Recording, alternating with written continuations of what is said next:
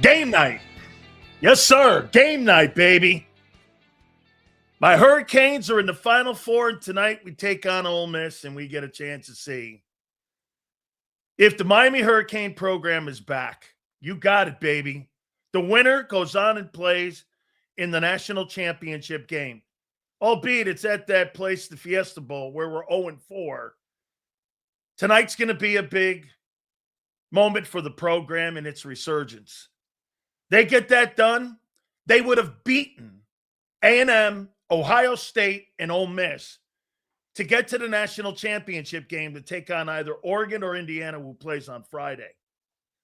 I can't wait, man. Everybody's focused, from what I understand. I thought it was a real dick move. What we heard this morning and late yesterday is that Lane Kiffin recalled 2 assistant coaches that are on loan from the LSU program that were there previous at Ole Miss, so they don't coach in tonight's game. Charlie Weiss Jr., I think, is left there, and the running back coach Smith, who was a former NFL runner, was left behind there at Ole Miss. I mean, you talk about doing a disservice to your kids. The number one credo that you have as a coach is to do what? Give your all for your players. Once again, Lane Kiffin shows you who he is. This guy doesn't give a shit about his players. He wants to be part of the story tonight. I mean, until I heard Xander talking with John McMullen this morning, until you get a commissioner or somebody other than the NCAA, which is toothless and does nothing for anybody, you're going to be in this predicament. The calendar on the portal, what have you. Anyway, and like Xander said, that's good for you, man. I mean, it is. It's good for our program tonight. We'll take on Ole Miss. I can't wait to see what happens. Howard Eskin's going to join us at 4:30. The legendary one from WIP, and also Xander in his normal spot at 3:30. We'll talk some sports there. So I want to start out of the gate here because obviously I've been hearing John McMullen this morning talking about the 49ers and how they've been depleted when it comes to talent on that side of the ball. I wouldn't really hang my hat when it comes on another team's issues and take care of my own business. I'm not saying John's wrong, and I'm not attacking anybody here. So I threw this out, and I was talking to Gary Cobb this morning about this. Who do you think can do without in this game coming up on Sunday, more so with the outcome of success? What team can come out of this thing here? Say the Eagles are not able to play Lane Johnson a long time in this game. Can they afford to have him out more than what the 49ers can afford to have Trent Williams out? I don't think the 49ers can afford to have Williams out. I think the Eagles can have Lane out in this game. And I think that you can overcome that more so because of the talent level that you have on the offensive and defensive side of the football. If Trent Williams can't play on Sunday, okay, he can't play on Sunday, it hurts the Eagles.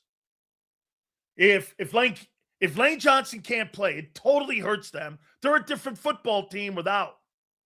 But if the 49ers don't have Trent Williams playing in that O-line, I think that's a meek and suspect O-line with him in the starting lineup.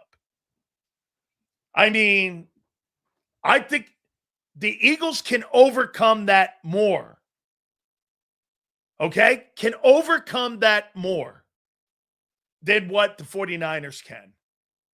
I mean, they've shown, and they would be able to absorb that. The 49ers have lost so many great and good players. Not just great, but so many great and good players. And, I mean, they are, to John's point, they are depleted heading into this wild card game. Guys, do me a favor. Please hit the like button. Super chats go to the top here, as we said. Sills, I was hearing early today that the Schefter saying owners not going fire coaches to hire Harbaugh, then McDaniels gets canned. Bro, if you don't think anybody's out there evaluating their own situation, I'm not saying you are, Kyle, okay? People are going to fire the current head guy to get that guy in the building. He's the hottest name in recent. This guy's a bigger name than Mike Vrabel. How many Super Bowl? Ask yourself this. How many active Super Bowl coaches are coaching in NFL today? John Harbaugh, Nick Sirianni, Sean McVay, Mike Tomlin. Who else? That are currently coaching. Can you name me another one? Name me another coach. Andy Reid, 5. Andy Reid, you got 5 coaches out of 32. 5 coaches out of that won a Super Bowl. Yeah, Vrabel won it as a player, not a coach. I'm talking 5 coaches in today's NFL have won Super Bowls. Am I right? Sean Payton, 6. That's right. We got 6 out of 32. Very good, Adam. Thank you.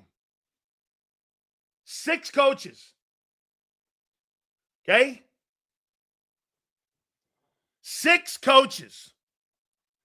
Pete Carroll's no longer.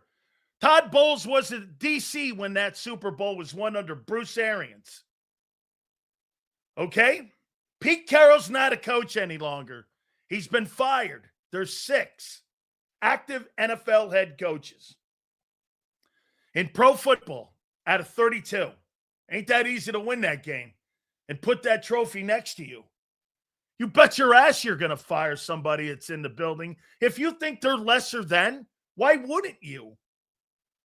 You upgrade all the time. McCarthy's not coaching, dude. He's not a head football coach, Mike McCarthy.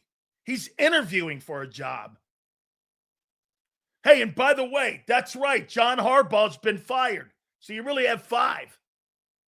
He's not an active NFL head coach right now. That's right. There's 5 guys out of 32. Great point. That's right. So you bet your ass you're going to evaluate that. All right. I want to go here. By the way, you guys want to start off? Usually we start off with kind of like some really hardcore topics. You want to do something today? And I'm going to ask Xander during the 3:30 segment too. You guys want to use my vote today to pick the player of the year and the coach of the year? And I'll log on right now. Okay? And this is for the Bert Bell Award. And I've posted on my, if you want to go there and look, I've posted, I thought we'd start out with a little fun here today. I posted on my X account at Dan Sileo Show. I have a vote for the most valuable player and the coach of the year. Would you guys, and by the way, you can go there and see it. I'll post the results. You know, I voted earlier and I took it down and I took my vote back. And they allowed me to because I wanted to go with you guys. Okay? And so I thought we would go and we would do the coach of the year. And I should send Xander the pictures so that he can show you here the Art Bell Award for the NFL Player of the Year award. I think the reigning guy is Lamar Jackson. I think that's the one. I think Saquon won that last year. I think he was the and that, by the way, will be announced at the NFL Honors. So you'll see these awards at the NFL Honors and Coach of the Year and also the Player of the Year. Okay? So do you want to do it? Let's do it here. I thought we'd start the show out with some fun. Voting period, January 8th to 19th. So we'll do it now. So let me click over, cast your ballot. Let me fill it in.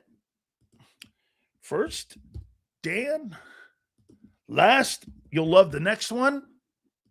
Got to give my zip. Oh, my affiliation, JAKIB Sports. And let's go here. Position, host. and we will vote for the Player of the Year award right now. And I'll give you the candidates here. The Bert Bell Award.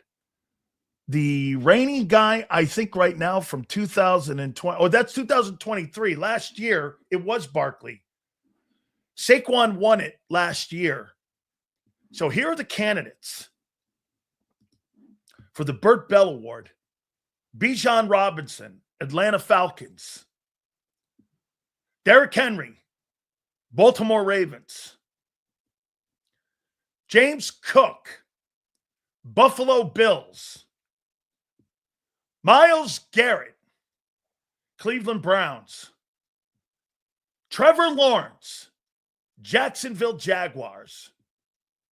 Puka Nacua, Los Angeles Rams. Matthew Stafford, LA Rams. Drake May, New England Patriots. Christian McCaffrey, 49ers.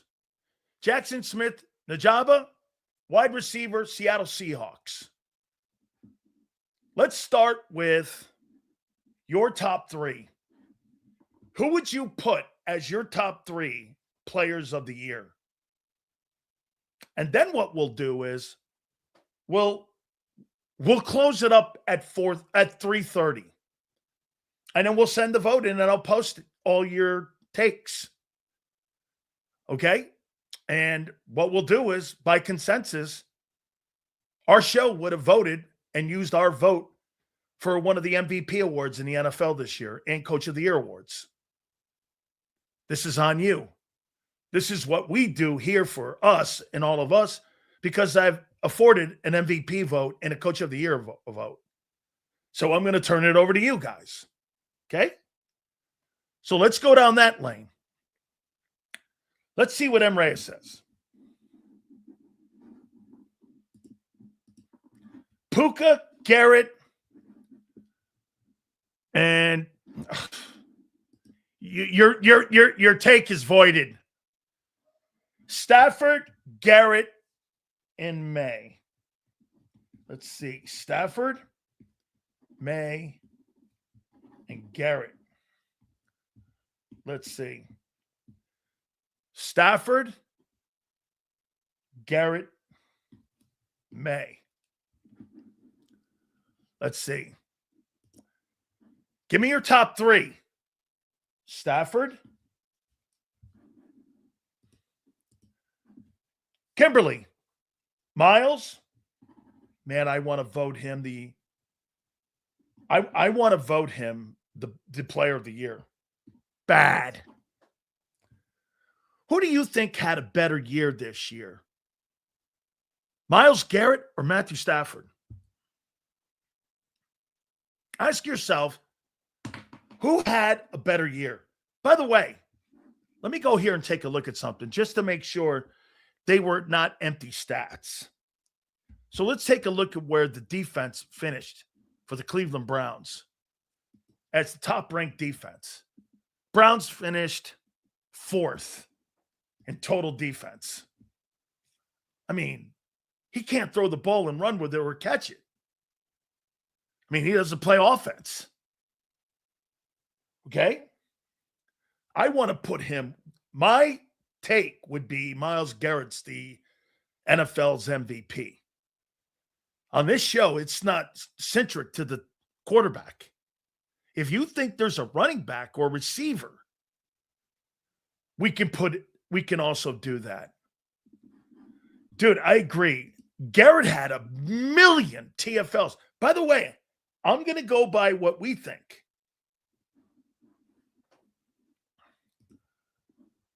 Miles' season is historic. Stafford's is regular. I don't think 46 TDs is that normal. Do you? I mean, 46 TDs? You think some of Garrett's sacks were in garbage time? You're behind by a bunch. But ask yourself this. If you're behind by a bunch and you're the Cleveland Browns, I don't think they were behind by a bunch. So I think he played meaningful games.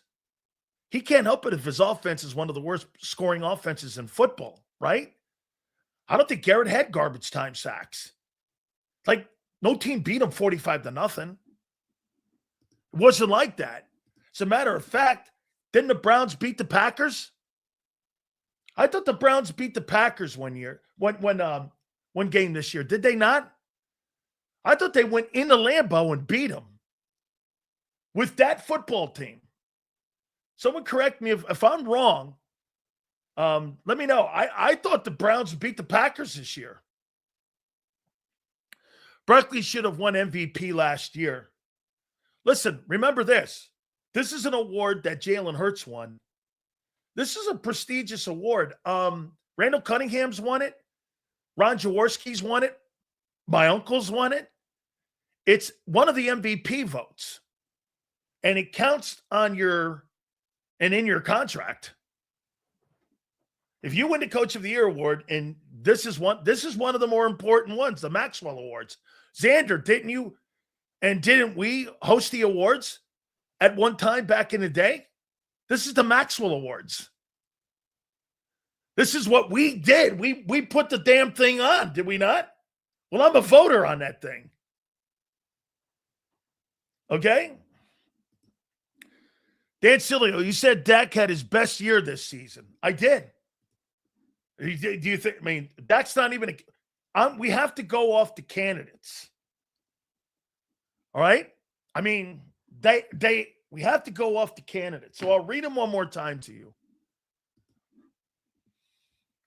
Jackson Smith Najaba, the wide receiver from the Seahawks. Christian McCaffrey, Niners. Drake May, New England Patriots. Matthew Stafford, Rams. Puka Nacua, Rams. Trevor Lawrence, Jags.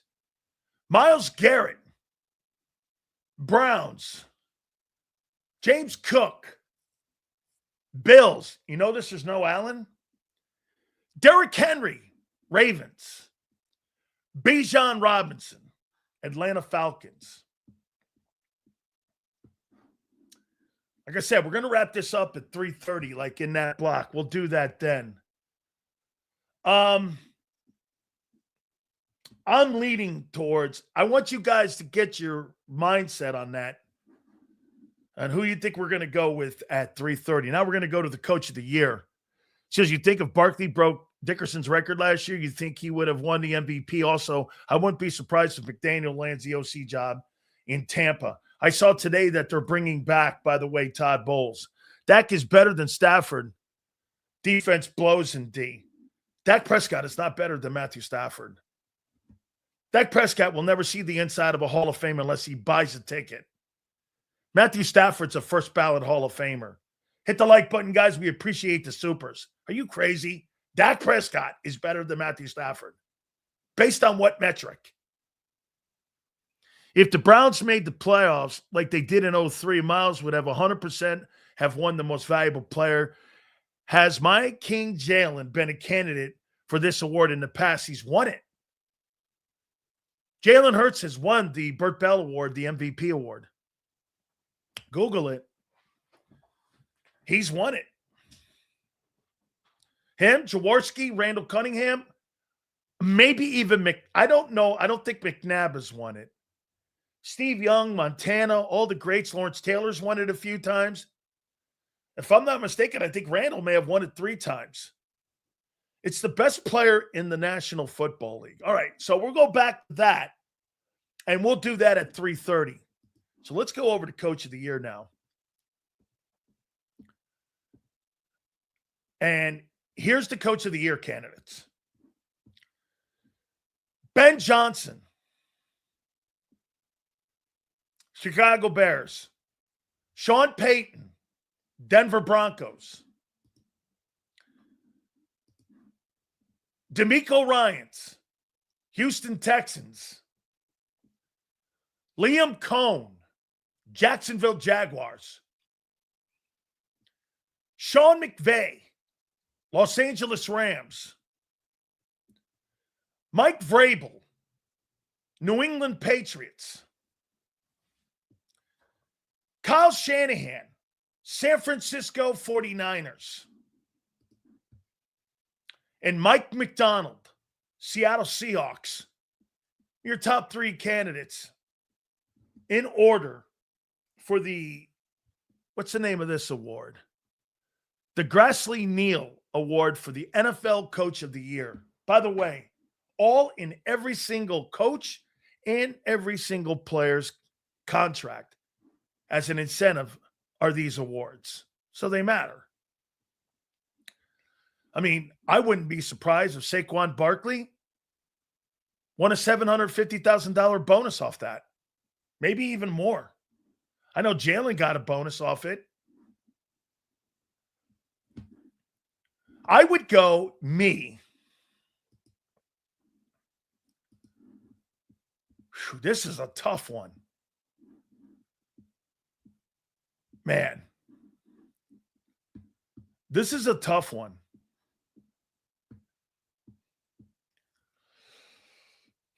Is it Cone, Ben Johnson, or Vrabel for number one?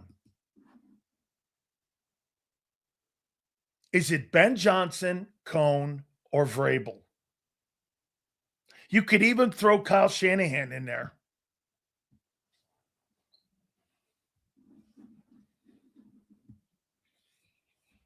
Man, I would be leaning.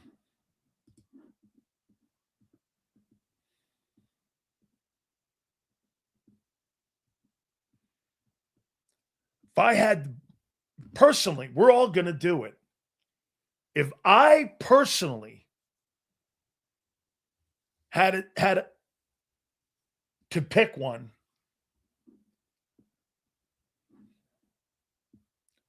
I'm going to pick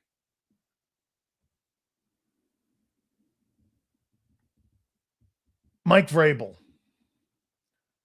Ben Johnson, and Liam Cohn. That's the order I would go. Vrabel, Johnson, and Cohn. Now remember something. Liam Cohn won a division title. Ben Johnson won a division title. Mike Vrabel won a division title. Who had the tougher turnaround? Is it Cohn? If you want to take Xander's take that Doug Peterson laid a lot of the groundwork, okay? Chicago was nowhere. And New England, what were they coming out of, right? They were coming out of a horrible situation. Jared Mayo was a one-time, one-and-done coach. I mean, they were kind of wobbling around a little bit. The Seattle job with Sam Darnold has been remarkable. My 2 cents, Garrett. He stands out among all the defensive players. Vrabel for a head coach, 4 wins from 14 wins in 1 year. How do you not vote for Myles Garrett? He had the best season of any. Hey, get this. It's so easy to fall in love with the quarterback and go, look at the year Stafford had. Well, wait a minute. Who had the best season of an NFL player this year? Ask yourself, who had the best season of any player in the league? Who had it? It's Garrett, hands down. But we're gonna go by all of us in the 3:30 block. Okay? It's Garrett easy. Who had a better year?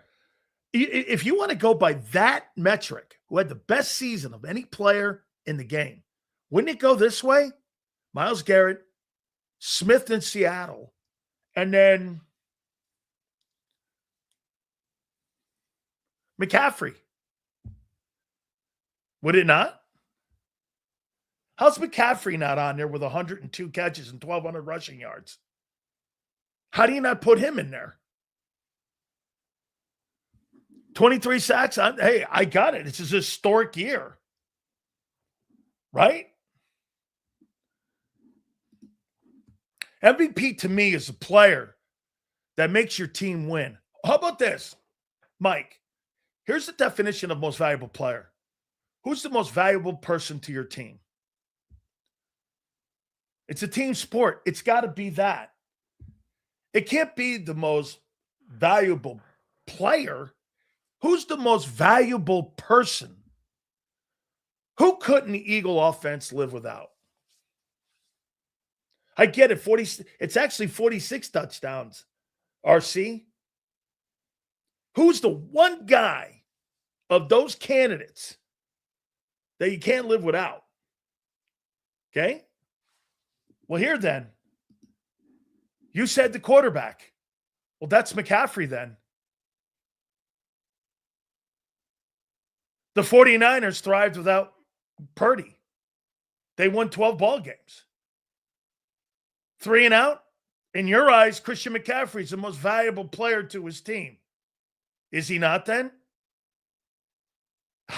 What you just said, the quarterback is the most, you can't live without the quarterback. Well, the Niners did. They lived without the quarterback. Okay. Garrett would make the Browns what? 0-17? Folks, as a matter of fact, let's see something here. See, what makes this, again, this goes down his line on why he thinks the Super Bowl and you winning a ring is more important than a player's accomplishments and a player and how good he is. Myles Garrett doesn't throw the ball. He's not on offense. He has no control of that. That's why it's a team game, dude. I mean, he has zero control of that. How can Myles Garrett had the 4th best defense in football. That's all that guy can control, dude. You know, when you're on a football team, you're pigeonholed in what your team and what your organization is. Here, I'll show you something here. You guys think you have a better defense than the Cleveland Browns? I don't. You're not better than the Browns. Browns gave up 279 points this year. How many points you guys give up? 325. You're not better than the Browns. You assume you are. You're not better than Cleveland's defense. Cleveland had to carry the football team the whole year because of shitty offense. You think you got a better defense than Cleveland? Okay. I bet you do. I bet you do. I mean, they're pretty good at every level. And they got the best and premier pass rusher in pro football. They got the most dominant name on the planet and the best player in the league. Correct. And they still suck because it's a team sport. Absolutely true. If they were mediocre on offense, they'd be in the playoffs. Myles Garrett can't control that. Seals, I agree. If it's based on the metric of wins, then it's Stafford. Right. I mean, what do you expect, Matt? What do you expect Myles Garrett to do in Cleveland? To put his hand up and say, I'll run the ball? It's a team sport, my friend. You're pigeonholed on a shitty organization, like all good players are. So my question is, how many wins from the Browns would it take away if, they'd be, I got you. Got you, senor. Oh, yeah, they'd be on 17. I got you, bro. Yes. You bet. You bet, senor. Got you, man. You're dead on. They'd be miserable even more than they already are miserable. How about that? They'd be worse, and they'd be more miserable. Absolutely. Okay?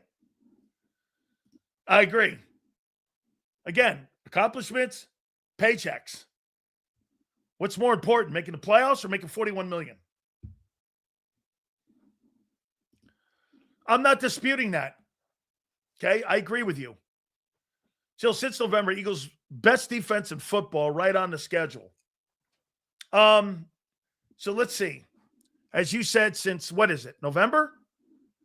Philadelphia Eagles have the best defense since November, and I'm assuming that's when you got Jalen Phillips, right? So since November, let's take a look at that. Green Bay, Detroit, good teams. Dallas, then you had Chicago, LA, you lost those. Raiders, Washington Commanders, Buffalo Bills, you won. And the Washington Commanders, which is a giveaway game. So really, I look at, see the quality wins, Detroit and Green Bay in that time. And the Buffalo win. And the Buffalo win. Those are good wins, man. Those are good football wins. But I think Cleveland's defense, along with the Broncos and the Texans' defense, those were the best defenses from start to finish. And listen, I agree. I think they've rallied, and I think they're moving up the charts, and I think they're getting better and better and better. It's not a rip.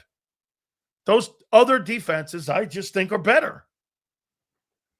Okay, so again, you could throw your defense into a hat. I'll take the Texans and the Browns. I'll take those defenses. And if you want the Eagle defense, that's fine. No question. I wouldn't have a problem with it. But I think the two premier defenses in pro football, I think they are the Texans, the Broncos, and the Browns. As a matter of fact, the Chargers ended up 5th. That's what gives them a puncher's chance in New England going up to Foxborough this weekend and playing them. I think that gives them a shot. They're 5th in total defense, and they've been great all year, and they were great against Philly. So, all right. So we'll close up that voting, and we'll do that in the 3:30 block. Okay. Sills, you think Travis Kelce retires? You can only hope. By the way, one thing about that Jags team before you move on here, I'll tell you, they did this without Travis Hunter. What are the Jags going to look like next year when they get Travis Hunter in the room? I mean, and they figure out how to use that guy. Jags are going to be a pretty good football team for a couple years to come, in my opinion. All right. So let's go down this lane here. If you had to pick, what will be the toughest road for the Eagles in this playoff journey? Will it be the wildcard round, the divisional round, or the NFC championship round? To get to the Super Bowl, what will be the toughest road to go? First game against San Fran. Second game, the divisional or the conference title game. What will be the toughest road? Guys, hit the like button. Appreciate you. Divisional round, okay? The second game. Really? Interesting. Divisional. Try to stay on topic, dickhead. Conference. The conference championships, as you're saying, okay? If we had to play Seattle in Seattle, you're talking most notably then the NFC championship game. Wildcard. Joe. You get it, Joe. I'm happy for you. Always the first. Oh, I like this. Always the first game. Because, you know, that's a great take. I like that. Hey, we got topics going into this game here in a minute. Okay? What up, Sills? Rooting for your Canes tonight. Good luck, brother. Thank you there, Gabe. I appreciate you, bro. Josh Johnson beat Vic. It's not Josh Johnson beat Vic with your backup players.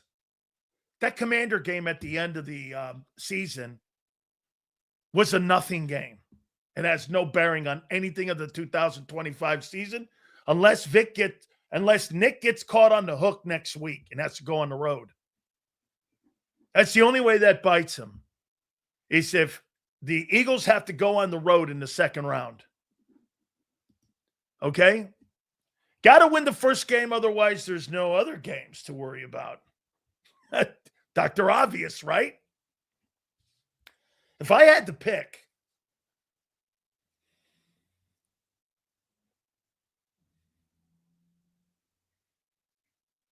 here's the thing. If Seattle If Seattle doesn't lose, it's in Seattle.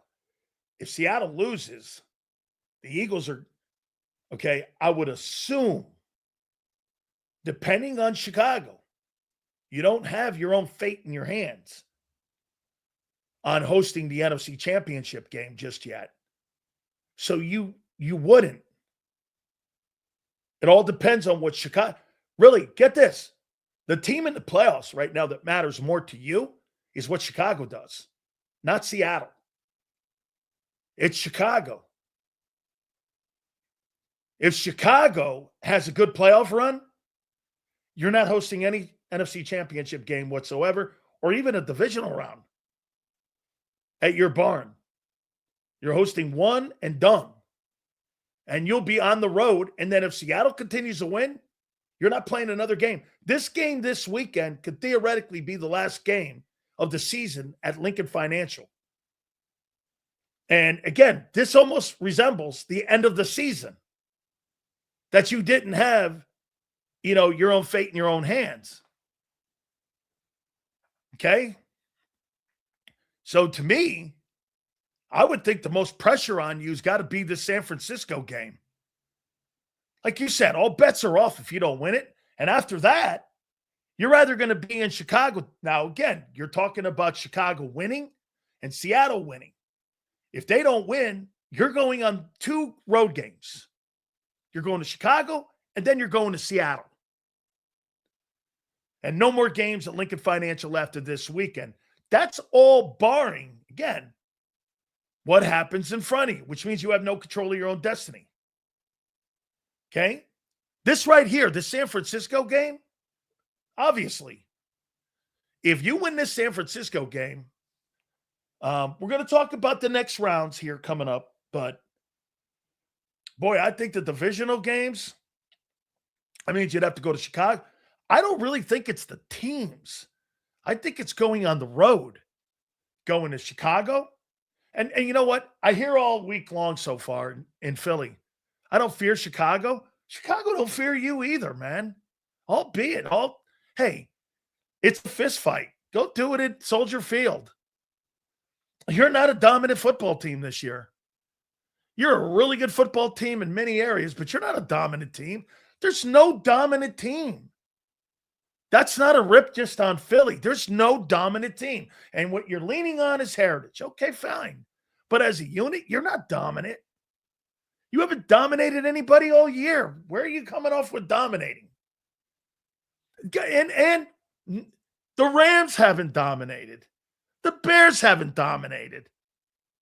The 49ers haven't dominated. Seattle has been the closest thing to dominating teams in the NFC this year. It's been the Seattle Seahawks. And they got beat by the Bucs in their own barn earlier in the year. So do I believe that Seattle can get through the playoffs and win 3 games? I don't know. I don't know. Okay? Seals, what's your take on the Bears wanting to move to Indiana? I heard Gary. Jesus criminy. NFL has no shame. They don't give a shit about you fans. They treat you like wrestling fans. You'll go to Indiana the same way the New York Giants and the New York Jet fans went from New York City to New Jersey. Do you ever think of that? Bear fans would never go to Indiana. Yeah, you would. Same way Jet fans and Giant fans don't go to New York to watch the games. They go to New Jersey. I mean, I would never in a million years go to Gary, Indiana to watch the Bears. Yeah, you would. Yes, you would. Hit the like button. We appreciate it. So I think this Niner game is pretty damn big. And by obvious reasons, and I'm not trying to be Dr. Obvious here, but I don't really think it's the opponent in the second round. The third opponent now, if it's Seattle. Okay? Think about this for a second. You're praying for Chicago to win. You want Chicago to win and host the NFC title game. Not just next week. Because if you get through, which may be the Rams, and you get Chicago in the NFC title game, it'd be like playing the Commanders last year. Think about your journey in the road, how you want to go and who you want to root for. You should want to root for Chicago. Get Chicago through to the NFC title game. I still have a feeling that the NFC title game is going to go through Seattle. And it's going to be up there in Seattle. That's kind of where I'm going with that. Okay. I didn't say Green Bay wasn't winning. I said who you should be rooting for. All right. Now let's get to the teams.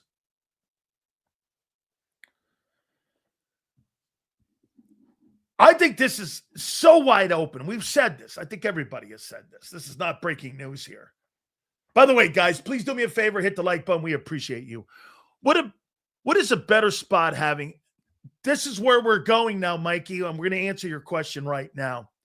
What is a better spot having LA and Philly second round than going to Seattle for the conference championship finals, or going to the Bears for the second and then coming home for the conference football for the conference titles? Let me go here for you, Mikey. I was just going to ask this question. Would you rather play Chicago in the second round, or would you rather have the Rams come to Philly in the divisional round? Who would you rather play? Rams or Bears? This is what I'm saying about rooting for the Bears. You better root for the Bears all the way through to the conference title game. You want the Bears. Some go, Sills, you keep going back to that game. I don't think the Bears' passing attack is going to be able to put up enough points in a playoff game. Look, they beat you up good in regular season. Okay, they did. However, do I think they can do that again? I don't think so. Okay, I just don't. How about this? I think the Bears are going to run the ball on you again, but not to that extent. Shanahan, great in the first 56 minutes, chokes in the last 4 minutes. It's been kind of a staple, both the Super Bowls and also when he was down in Atlanta, right? What are they up 28-0? He was the OC on that team, correct? When Brady came back and won the Super Bowl? We're going to either have to face the Rams, Seattle, regardless, unless they both lose. Can't avoid it. How about this? I'd rather play the Bears on the road in the second round. I would. I'd rather play the Bears. Root for the Bears to beat the Packers, man. Do I think Green Bay beats them? Probably.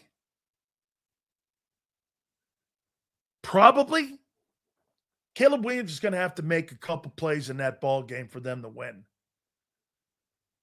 Okay? I mean, go back to the Eagle game.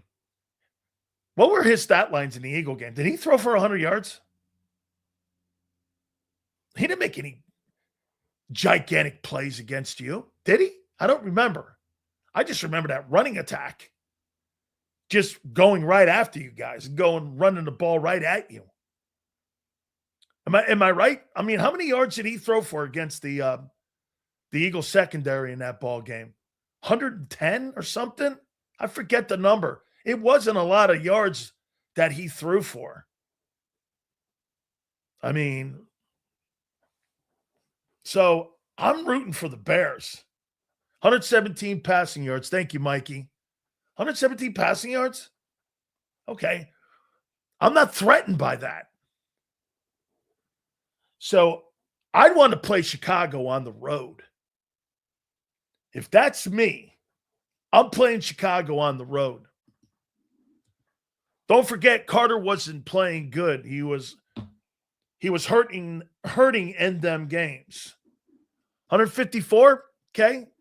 That's kind of enough, right? In that offense when you're running the ball that well. Thank you for the supers. Hit the like button, guys. Sills, why do we keep forgetting how often Stafford gets sacked when facing the Eagles front? You know, he really never puts up big numbers. I think he had one game last year where he put up some big numbers. It may have been the snow game.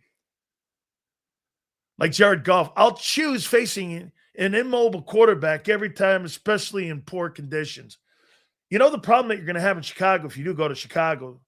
They don't call it the Windy City for nothing. During this time of year coming off the lake, bro, promise you, when you go to Chicago this time of the year, it's windy. And rain and sleet and snow and all that other shit, players can play through that. The wind, not the greatest thing in the world, especially when it comes to special teams. And the Bears win games with special teams, running the ball, field position, and clock management. That's how they win ball games. Okay? All right. So I want the Bears to win. If I were Eagle fans, I want the Bears to win. All right. Now, this is going to be more for the fans here. By the way, Big Z will join us at 3:30. We'll close up that voting, by the way. And we will also, for the NFL MVP and the Coach of the Year, we'll go over some of these topics. And also, too, don't forget Howard Eskin. At 4:35, he will join us. So, I think sometimes when I present my topics to you, you guys think it's like we're picking on like the scab of the team. And you guys think that I picked the scab on the team of the deficiencies and don't look at enough of what they're doing well. Okay? So here, let's do a topic on this. Are you going into the playoffs with the confidence being as high as it is based on the defense and their play since whoever said November? You're not getting any confidence going into the playoffs because of your offense. Is there something else that is giving you confidence? And please, God, don't give me because we did something 2 years ago. I want to know what you're doing now. Like Bill Romanowski said yesterday, what teams are going into the playoffs with momentum? Those are the teams you got to be fearful of. Not what you did fucking 2 years ago, but what you have done heading into the playoffs. It's almost irrelevant on what you did a year ago if you're not playing good football going into the playoffs. You're just, again, giving it the benefit of the doubt because you say they've been there when they haven't played well all year. So is it the defense? Well, I mean, I think your punter's been exceptional. I think your kicker's been spotty. Okay? Defense of the Eagles, dickhead. Fuck our offense. They ass. I actually don't mind that.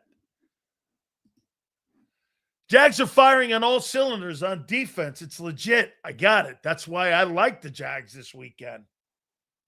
So, you know, when I hear everybody talking, I don't hear them saying anything positive about the offense.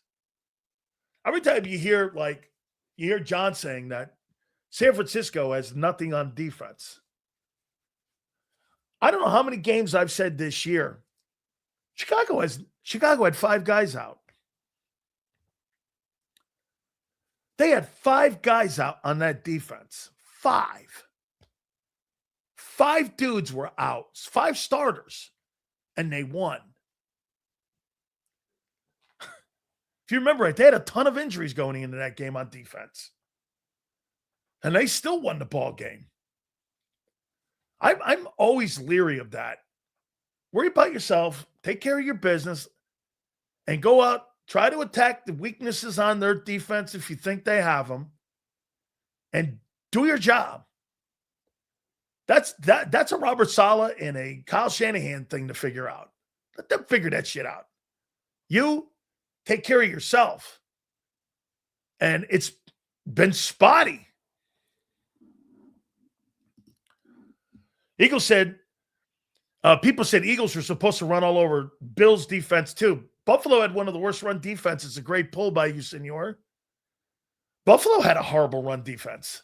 They were down in the 20s. Bears are down in the 20s. The Giants are down in the 20s. As a matter of fact, San Francisco is, I believe, in the early 20s. They got the same defense that the Bills have and the Bears have. There's no difference. I mean, the 49ers defense is the same as the Bears, the Bills, and the Giants in many ways. How do they cover for that bad defense? Field position, run the ball, time of possession. That's how they cover a shit defense. You got a bad defense, you cover it with a ground game. I mean, everyone knows that, having watched the Eagles the last couple years. I mean, last year, the defensive football team grew so quick. It was able to grow so quick. Why? Philly was winning first and second down last year. This year, they're not winning first and second down. You know, that's clearly been the problem of the offense all season long. You've been in too many third and longs. And that's what's constituted the 3 and outs and losing a possession. You're first and second down, you're not winning it. And if you're going to win the game against San Francisco on Sunday, Robert Saleh knows that. And every single time, and this is where the play calling comes in. And this is where your guys are right to bitch at Patullo. His selective play calling on first and second down has been so bad. Those zone runs, how many times have you seen this year with the Eagles and their offense and in their sequencing? 2nd and 7. That's a death knell. 2nd and 7. Barkley's getting like 3.5 yards a carry. It's more 2nd and 8. He gets 3.5 yards. You're still in 3rd and 5. Listen, here, 3rd and 2 or 3. Your playbook is here. Okay, 3rd and 3, 3rd and 2, your playbook is here. 3rd and 5, you start to get it down here. 3rd and 9, you're here. It's like an accordion. If you're winning first and second down, the playbook's open for anything. If you're losing the first 2 downs, your playbook shrinks. Because then they go down to the limited plays that they believe that they can get short yardage plays and success on. When you're 3rd and 8 and 9, you're here. That's why it's so predictable. Their predictability is here because of losing first and second down and Kevin Patullo's situational play calling on those 2 downs. Barkley gets a negative play. It's 3 and out for Philly. They have got to get positive yards. Barkley can't have those tapping behind the line of scrimmage, even against a shitty defense like San Francisco. San Francisco's going to flood the lanes. A bad defense, if they know what they're trying to do on first and second down, can turn into a decent defense like Buffalo, Chicago, New York, or any of those other limited defenses did to you this year. They're trying to limit your playbook because the coordinator is not very experienced. You know, when you're Kyle Shanahan and you're 3rd and 9, your playbook is here. When you're Kevin Patullo and you're 3rd and 9, your playbook's here. How could it be anywhere else? He doesn't have the experience to know how to get out of 3rd and 9. Based on what? Nick? Oh, it's okay. So Nick's calling it? No wonder you're one of the worst teams in the league in third third down and 3 and outs. This team never takes advantage of teams with bad defense. They always let teams hang.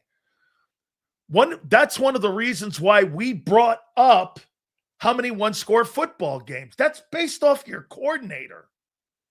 They don't score a lot of points. Get this. Ask yourself this. How can you be first in the red zone and be almost 20th in points scored? Wait a minute. You're the best team in the league in the red zone, and you're 20th in scoring. How are you not first? It's because you don't get down there often. Because you're dealing with 3 and outs. Common sense. So that red zone number 1 is based on what? Eventually when you get there, which is not often. I want to double check that. Hey, Kyle, do me a favor. Tell me what the Eagles are in scoring. Let me take a look at this. I'll take a look at that. Where they are in scoring. So here, use the trends to your advantage. So when you're talking scoring, okay, scoring offense. Eagles are what? They're 19th. Okay, they're 19th in scoring, and the Eagles are 1 in red zone. How's that possible? You're like 19th in scoring, and you're number 1 in red zone. So when you do get there, which is not a lot, you score based off the 3 and outs. You don't get there a lot. That number is almost irrelevant because you don't get there often. It's just, you know, the movie Caddyshack where the gopher running, that's Hurts running with Bobo and Sirianni play calling. Especially on first and second down. Thank you, Kyle, for the super. I appreciate you, bro. Overall, or when they're in the red zone, there's a difference. Really? Based on what? You're 20th in scoring. You're 24th in third down. You don't get there a lot, guy. You don't get there a lot. This guy's trying to tell you you do. And you're at the bottom, near the bottom third of the league in scoring. Common sense, guy. Try using some. A rookie OC is going to learn more on analytics than an OC with experience, which is why the play calling reeks of analytics. Okay? There's no doubt that side of the ball is Jeffrey Lurie's son, and a lot of the people in the game plan and putting the game plan together. No doubt about it. There's no analytics on that defensive side. That's Vic calling the game. So we would agree then, you're going into this playoffs based on the energy and positivity of the defense. It's not the offense. Because this is what I've taken away from folks on our channel, from people in the Philadelphia media market. I'm very excited about the defense, and I'm counting on our experience to win these games and get to Santa Clara. Is that fair? I'm not saying you're wrong. Because you can't have any positivity on what they did for 5 months. So it's either this. You're basing on what the pedigree of the team has done the last 5 years, and you're hanging it on that with the offense. And then the energy on the other side of the ball is, I really like what I'm seeing with Way, that since November, how well they've played. I'm not saying you're wrong. I'm saying that's tricky. You're basing it on a lot of ifs, ands, and buts on offense on Sunday. If you could take advantage of a shitty defense, which you haven't. If they can control Kittle and McCaffrey. If Trent Williams doesn't start. If there's a problem in being able to establish time of possession for the Niners. All of that. And then you turn it on the offense. The offense can't be The offense can't be this. 3 of 15 or 16 on third down. You'll lose. You can't be 3 of 16. Like the majority of the time you are in this game and how you've played all season. And I know people think you're going to change that over in the postseason. Fair enough. You can't dispute it. I don't think there's a wrong answer until Sunday night. We'll find out Sunday night. What's right and wrong. Right now, again, nobody's wrong or nobody's right here. You're talking about how you see. Like, look, you can't go into this weekend with the Eagles and go and take anything on what you saw this year offensively and go and apply it to Sunday. Nothing. Run game, third down, scoring. Nothing. So you're talking pedigree. Not saying you're wrong. I am not. We'll know Sunday night what was right. Did experience play into it? Or did the 3 and outs and the inability to win first and second down come back to haunt you? That's exactly what we're talking about here. Not telling you that can't be accomplished. I didn't say that. Do I think you're a better team than San Francisco? Of course. I don't think anybody, again, listen, you see this? Watch. I'm not telling you that that's not going to happen. I'm telling you who you are going into the playoffs. And you don't want to hear it. As usual, you've got these phantom thought processes, which is fine. You're a fan. Everyone can think that. No problem. Okay? I think Trent Williams is playing. I don't think Pearsall's playing. According to John Lynch, I think you're going to see Trent Williams at least give it a go. I'm not saying the Eagles blow them out. Eagles haven't blown anybody out. They should put their offense. They should, but their offense isn't good enough. But the Eagles will win. Yes. Let's go, Hurricanes. I'm with you, bro. I can't wait for this game tonight. Absolutely. Please hit that like button, guys. Thank you again. So, again, you're feeling it because of your defense heading into this. And if you listen to anybody in Philly, Jalen Hurts is, what is it? His pedigree in the postseason is what you're leaning on. Okay? Again, we will know if that plays out Sunday night. Because Jalen Hurts 2025 with that offense has been spotty at best. That's not an opinion. That's what we've seen all year. Now, he's 6-3 in the postseason.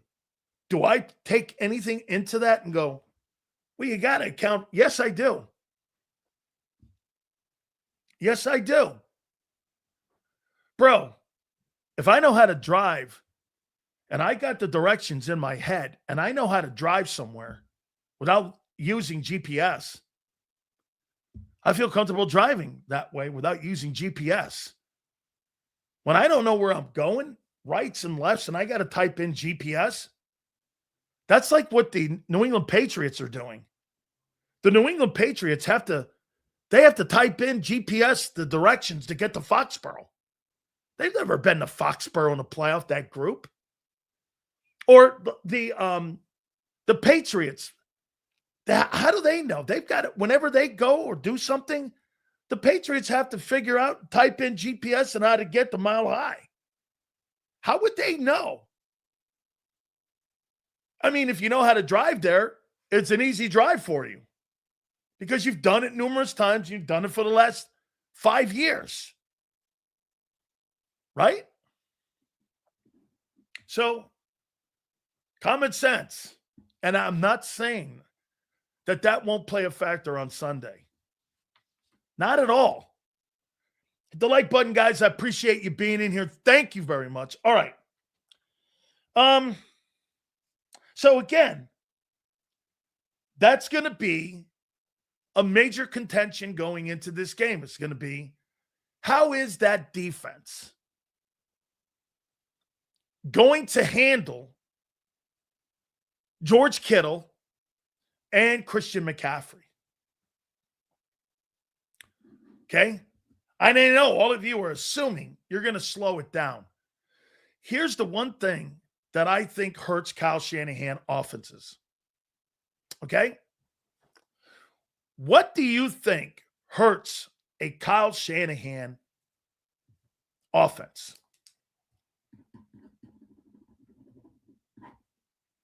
What do you think hurts that team?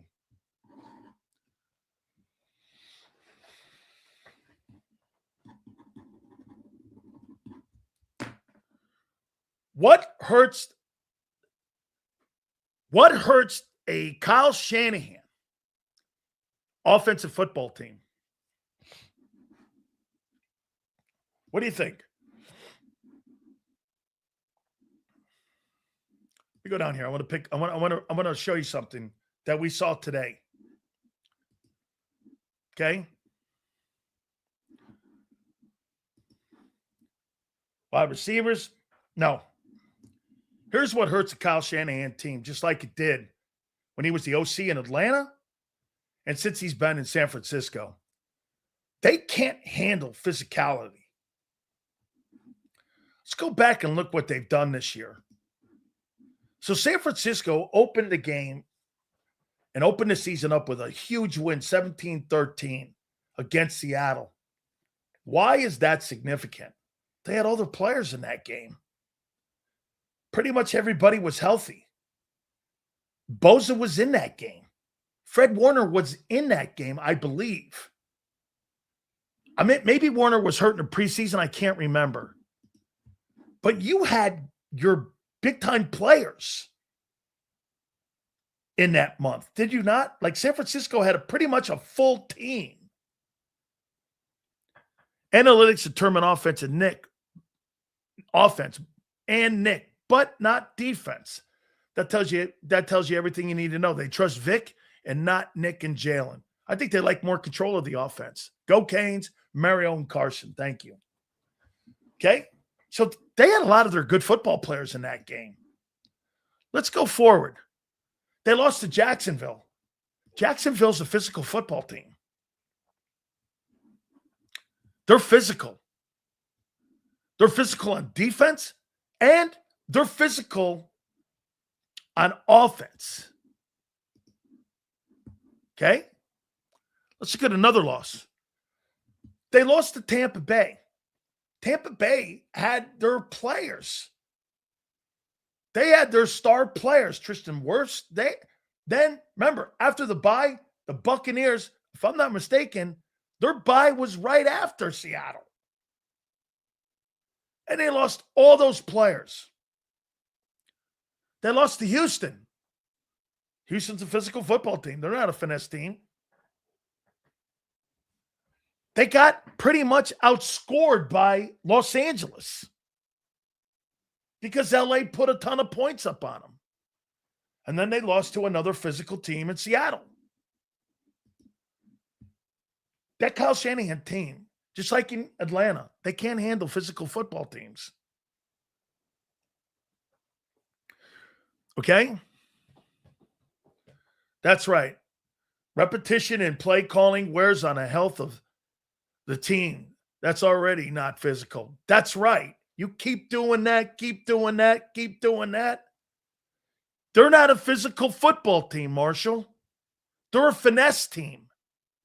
But here's the problem. Let's ask you this, and let's be fair here. Have the Eagles been physical on offense this year? I don't think you have. I think you've been a finesse team this year. Based on what, where you've been physical? I've seen you lose the majority of the games up front almost the entire season long. Giants, Cowboys, go down the list. You haven't been a physical football team this year. Like last year, you guys were the most physical football team like I've seen since those Cowboy teams. How many times this year were you outgained by the opposing team? You were not very physical on offense right now this year. It's almost like they've turned the thing into a finesse team. And that's based on injuries. But you guys are getting handled up front. That's right. Duo, you're getting handled. Okay, get this, folks. Do you think that I'm crazy on that take? That you haven't been handled at center and the 2 guard positions this year? Rome says I'm crazy. Do you guys think that you've won the point of attack this year up front? Tell me if I'm crazy. You've been outgained by almost every football team. Our interior, he's a Niner fan. I got it. Dude, you're a finesse team. You're not a power team. You're 24th in rushing. Is that the number? What are you in rushing? Here, let's take a look in rushing where the 49ers are. In rushing offense. They're 24th. God, you're not a power team. Based on what? Like one of the bottom 3rd rushing attacks in pro football?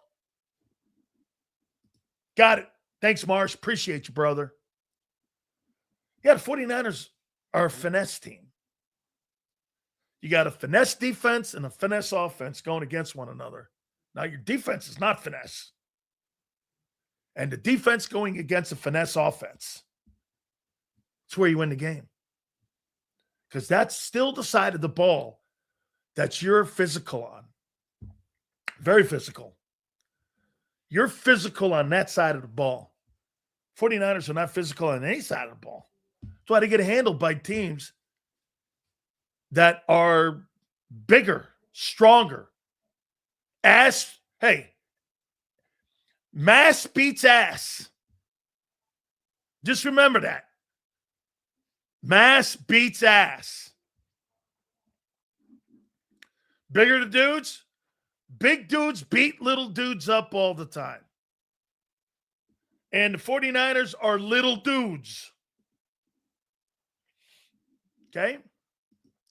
Thanks, Sills. Thinking about it, the Eagles are going into the playoffs pretty healthy. Yeah, but pretty healthy is what? You think Cam Jurgens and Landon Dickerson? When you say healthy, what does that mean exactly? When you say they're going into the game healthy. They could go into the game healthy. What do you mean? They're standing up straight?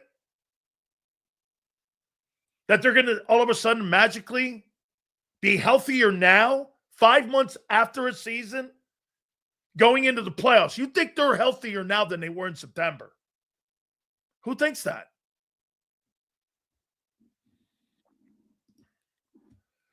Both teams have weak O-lines and suspect defenses. I'd rather watch the other games. Of course you would. Most Cowboy fans would be watching. You're not rooting for the Eagles. As a matter of fact, Texas boy, if Cowboy fans had any brains about themselves, you'd be rooting for an NFC East team to win. You know why? At least make your pathetic season look somewhat decent. I mean, that's how I'd look at it.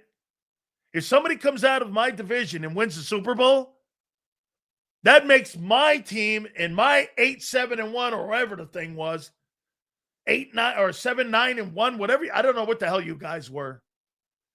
That would make you look better.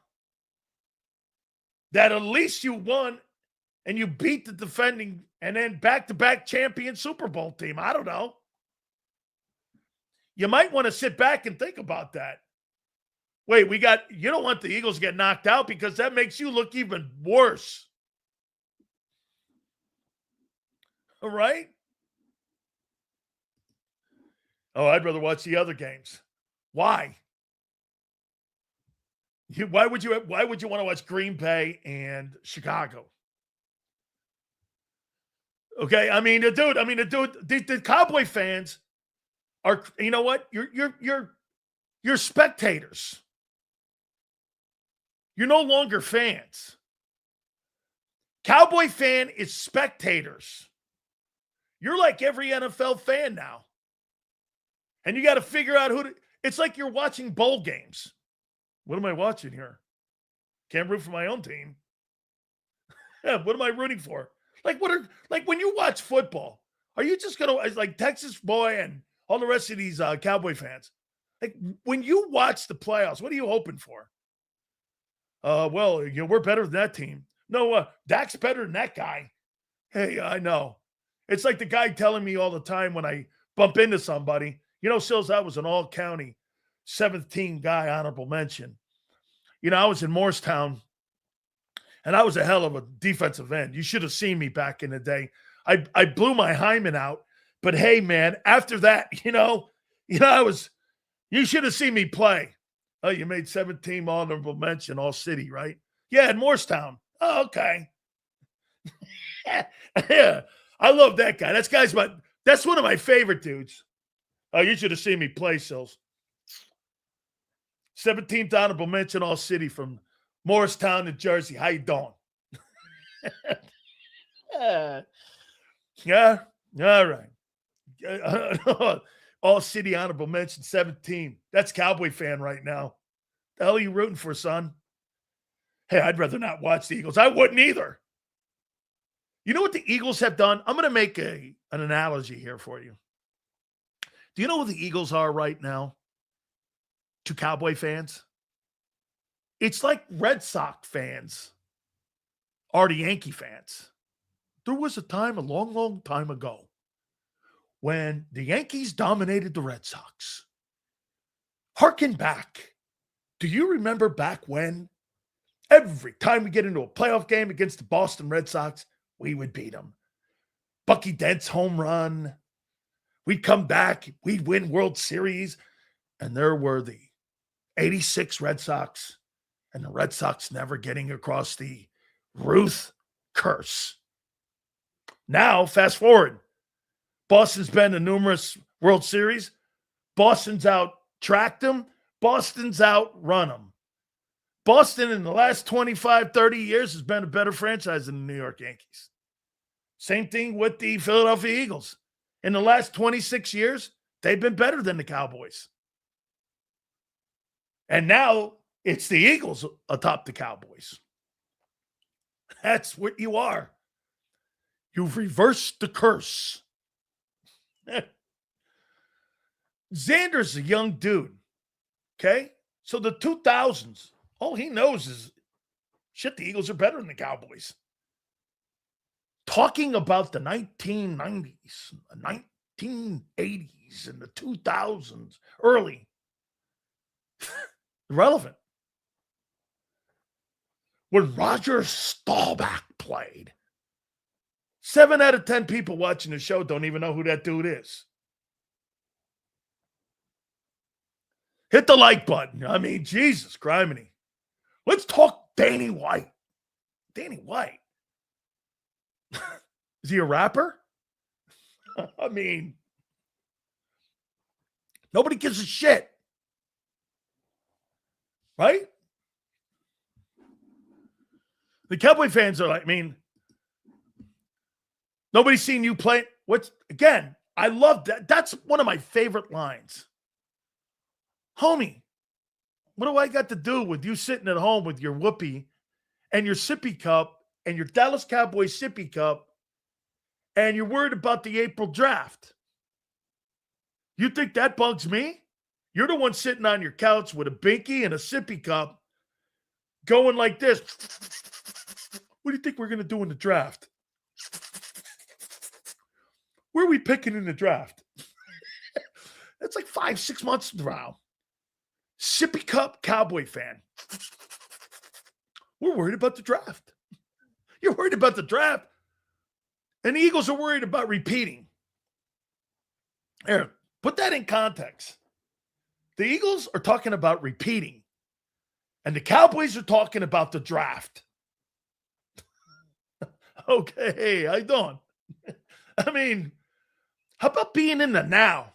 Hey, did you see that Netflix thing on the Dallas Cowboys back in the day to Jimmy Johnson when we won 3 Super Bowls? I did. It was great. It was a great historical piece. I felt like I was watching the sinking of the Titanic. You know, the Titanic sunk back in 1912. And I thought I was watching, so I was surprised it wasn't in black and white. I mean, you remember when the Dallas Cowboys, we were good, you know, Remember when MySpace was a thing? Blockbuster was around? You're like, dude, no, I don't. No. Texas girl. Big man. I'd be mad too if my owner was going around going, is Brian Schottenheimer going to be a guy that's going to pick your next coordinator?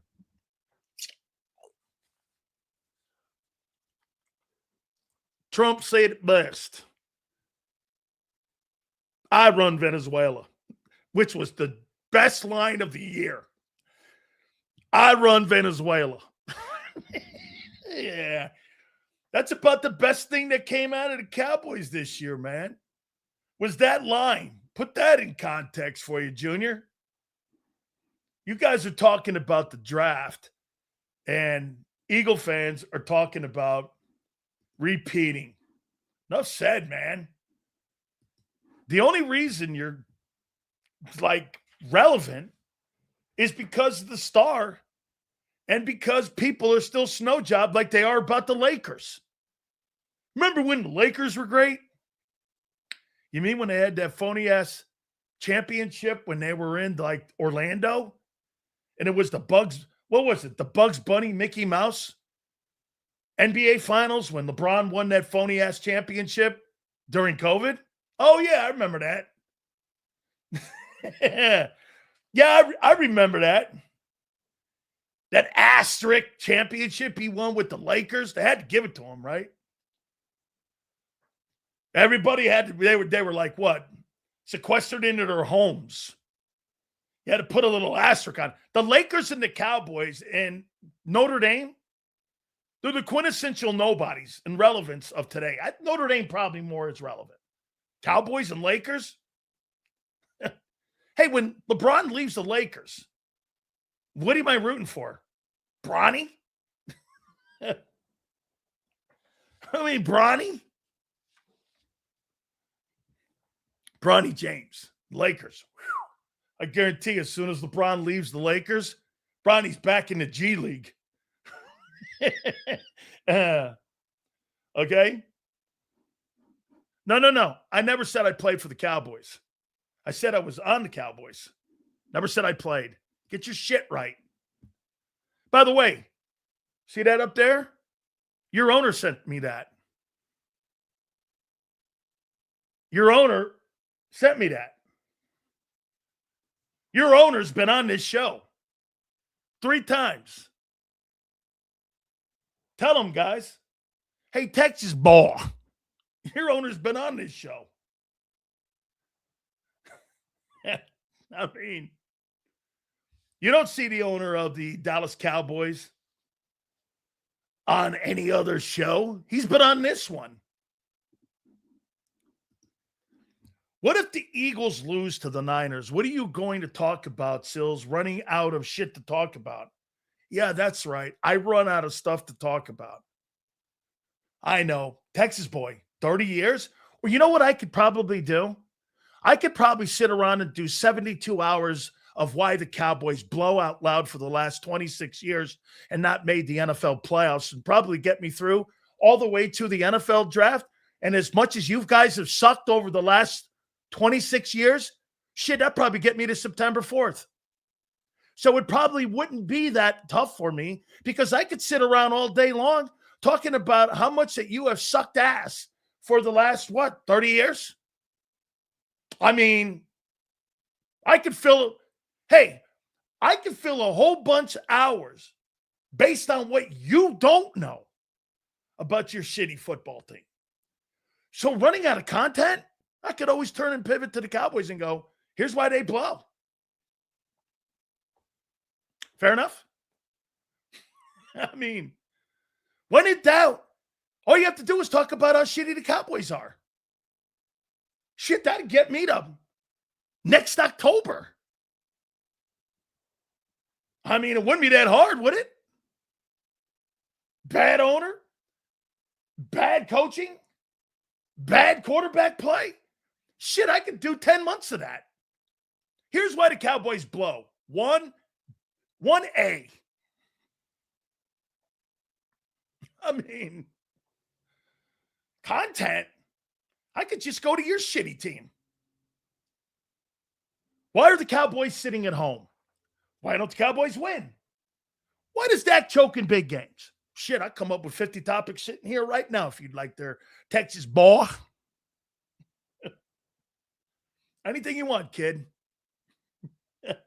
I mean, can't be that hard. All you have to do is go, well, who sucks and the more famous? Hey, I may be critical of the Eagles. That's because, we're just sitting around polishing up the pietà. You got to chip at the rock and try to make shit out of the rock. They're polishing up the pietà. You probably don't know what that is, the pietà, because you're probably somewhere in Texas, probably looking at a water fountain, probably going, is that what the pietà is? Or is that a place you take a piss? I'm curious. All right. Pietà. I doubt you know what that is, Junior. Why are you here, Texas boy? A Texas girl. Ain't Mark building cabinets these days? Go watch paint dry, you clown. Shit. What if they lose? Get this. If the Eagles lose this game on Sunday to the Niners, you know what they're going to be saying in Philly? How the hell did you let an opportunity like this get by and fall through your hands? Do you know what you're saying in Irving, Texas right now? Or, in Arlington now? Valley Ranch right now? Who do we take number one? Okay? Really? Well, then how did the owner come on here then? Hey, Texas boy. Okay, you're right. You could make that comment that anybody could have sent me that helmet with his, hey, Dan, congratulations. How did I get him on here? How did the owner of your football team come on the program? Or don't you believe that too?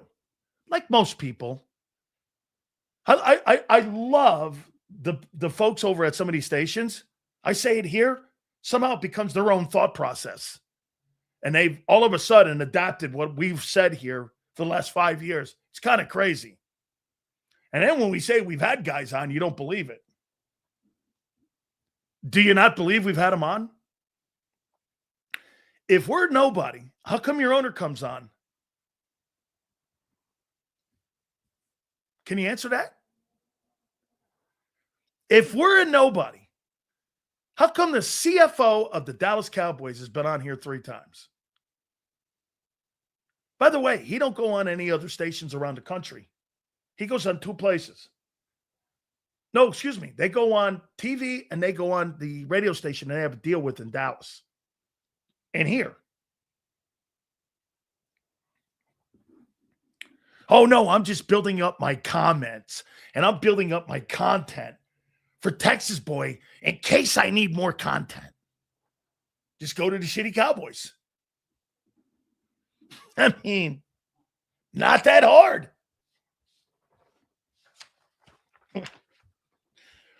Hit the like buttons, freakazoids. Appreciate you coming aboard here. Petula will call ICE to be escorted out of Philly if the Birds lose. You better get out of here in protective custody, Junior, if you get beat. Or hey, how about this? You start seeing 3 and outs against that shitty Niner defense. Kevin Petullo, man, I don't know. Boy, you cannot have a stagnant offense going into this game against that defense. And I think Robert Saleh is actually I think he's a hell of a coordinator. I think he's done a nice job there. Seals, I would rather have Big Dom call. Hit the like button, guys. I appreciate the super chats. We'll talk to Big Z in a bit. And also, too, don't forget, Howard Eskin will join us at 4:30. If you're making your team's mock drafts at this time of the year, It's time to be quiet. Yeah. You think? Texas boy sitting there going, I'm going to be watching the Packers and Bears. Okay. Good luck to you, kid. Yeah, Packers and Bears. Hey, by the way, Eagle fans, you better root your ass off for the Bears during the postseason. Be rooting for the Bears. Okay? Be rooting for the Bears because I would thank the Bears, right? So am I right when I say this? If Philadelphia gets by, if they get by San Francisco, most likely the Rams get by Carolina, right? You'd have to play the Rams. And am I right when I say this? 3 would play 1 in the NFC the NFC divisional games. Wildcard divisional. So you play divisional Rams and Chicago. Who would play in the divisional rounds? You'd play Rams, right? Okay. All right. Both your owners come here, Texas girls, Stephen Jones and Mark Holmes, because Cowboys stink. That's right. All right. That's right, because Seattle got the bye. All right. So without further ado, where are we now? Thursday, championship kind of night for my Hurricanes. How you doing? I'm going to get me some Ole Miss. What's that called? Tootie ass? Get Lane Kiffin knows that Tootie hot yoga. I learned what hot yoga was when Lane Kiffin was there in Oxford. Hot yoga. Without further ado, my friend Big Z joins us now here, and we get ready. We are just days now away from that wild card game. How you doing, dude? What's up, brother? How you doing? I am doing good. All right. Oh, Xander, I want to finish this up here. I want to do the NFL Player of the Year, and I want to do I'll send the votes in, and I'll post them here. And I want to get everyone's thoughts, and I want to get your opinion here. Okay. Let's go back here. And as a matter of fact, Jacob, you guys put the Maxwell Awards on, correct? Yep. 3 years. Yep. Okay. So you know that this is a pretty good award here. It's an incredible award. That's where I met Jordan Davis, Jalen Hurts, Nick Sirianni, Big Dom, Brandon Graham, Jonathan Taylor, Caleb Williams, a lot of these guys. It's a big award. Yeah, everybody goes to it if they're invited. Okay, so what we're going to do here here's the Player of the Year, Xander. Bijan Robinson, Derrick Henry, James Cook. You notice there's no Josh Allen. None of the above on those 3. Myles Garrett, Trevor Lawrence, Puka Nacua, Stafford, Drake May, Christian McCaffrey, Jackson Smith-Njigba. Am I saying it right? No, but that's okay. Just keep rolling. Seahawks. Who are your top 3? He asked me that. He's asked me that 3 times. Am I saying that right? I've told him every time. He's not switching it. Okay. My top 3 are Garrett, Stafford, and probably May. Not McCaffrey. No. He didn't run the ball well this year. Not his fault, but he didn't. He had 1,200 yards. Yeah, he averaged 3.9 a carry. They had the same problem here there as we had in Philly. You know, they were struggling to get the run game consistently. Okay. You guys agree with that? Because I'm with him on Garrett. Bijan, I think, is a decent one to put in there, but he had the most all-purpose yards, I think, in the league this year. Yeah, from scrimmage. 2,250 or whatever it was, or 2,300. If we're going to look at the best player in the league who did the most accomplished thing in the league, it's Garrett. Yeah, but this is an award that's like Jalen Hurts won it in 22. He didn't he didn't have the best statistical year. He just he was the play. Like that's where I think you can make a case for Drake May. You come out of the woodwork, you elevate your franchise, you completely change your trajectory of your team.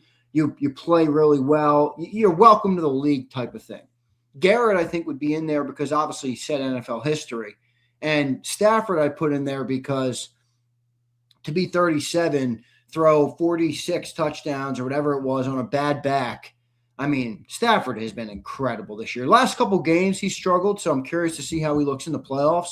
But Stafford is a freaking beast. He's a beast. I'm going to go with what you said here, and I think a lot of people said this. So let me get this here, and I'm going to do this, and I'm going to post this. And these are the people that we're going to vote for here. We're going to go. Puka end with? What's that? How many yards did Puka Nacua end with? 1,700? Something like that. Yes. And how many did Jackson Smith get? I thought it was over 1,800 yards.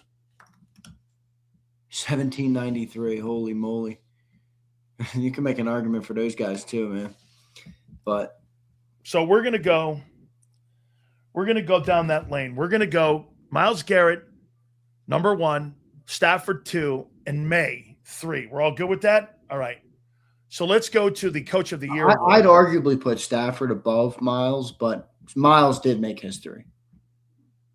So let's go here with the Coach of the Year award. The Coach of the Year, Ben Johnson, Sean Payton, D'Amico Ryans. I think this is harder. Liam Cohn. By the way, you'll see these awards on the NFL Honors too. Liam Cohn, Sean McVay, Mike Vrabel, Kyle Shanahan, or Mike McDonald of the Seahawks. Who would you take as your top 3 for the Coach of the Year? Probably Vrabel, Cohen, and no Johnson. I put Ben. I put Ben because I personally think Ben has had the most impressive year. But how about Kyle? Kyle would have been number 1 for me if he had won that game on Saturday and they got the 1 seed. If he took that team to the 1 seed, that was Coach of the Year. But he didn't get it, so I think it changed the narrative a little bit. I think I like my 3. Vrabel, Cohen, and Johnson. I think that's my 3. It doesn't mean it's your 3, but those would be my 3. Mike McDonald's probably, I don't know, should he be in there? Yeah, he should be in there, but wins for him. I don't know. You might argue he's on there. No, that's who I want. This is who I'm taking too. Vrabel, Cohn, and Johnson. So you're not putting McDonald on there? Or No. Mike McDonald or however the hell you say Mike McDonald. No, I'm not. I'm putting Vrabel, Cohen, and Ben Johnson. I think those are the best coaching jobs this year. I do think Kyle Shanahan, though. I have. So I'm going to send submit now. So there. Seattle. What was Seattle's record last year? I think they won 4 games. No. They won 10 games. 10 games. That's it. Remember, because they went to the playoffs. Yeah, they went to the playoffs. Yep. They went to the playoffs a year ago. So I'm going to post that over on Dan Sileo show, and I'll tag Jacob in there. So we just sent that in here. So, okay. I got another one, too, the NFL Honors MVPs. We'll do that next week when we get that ballot, too. All right, Xander. MVP. I got Stafford, probably.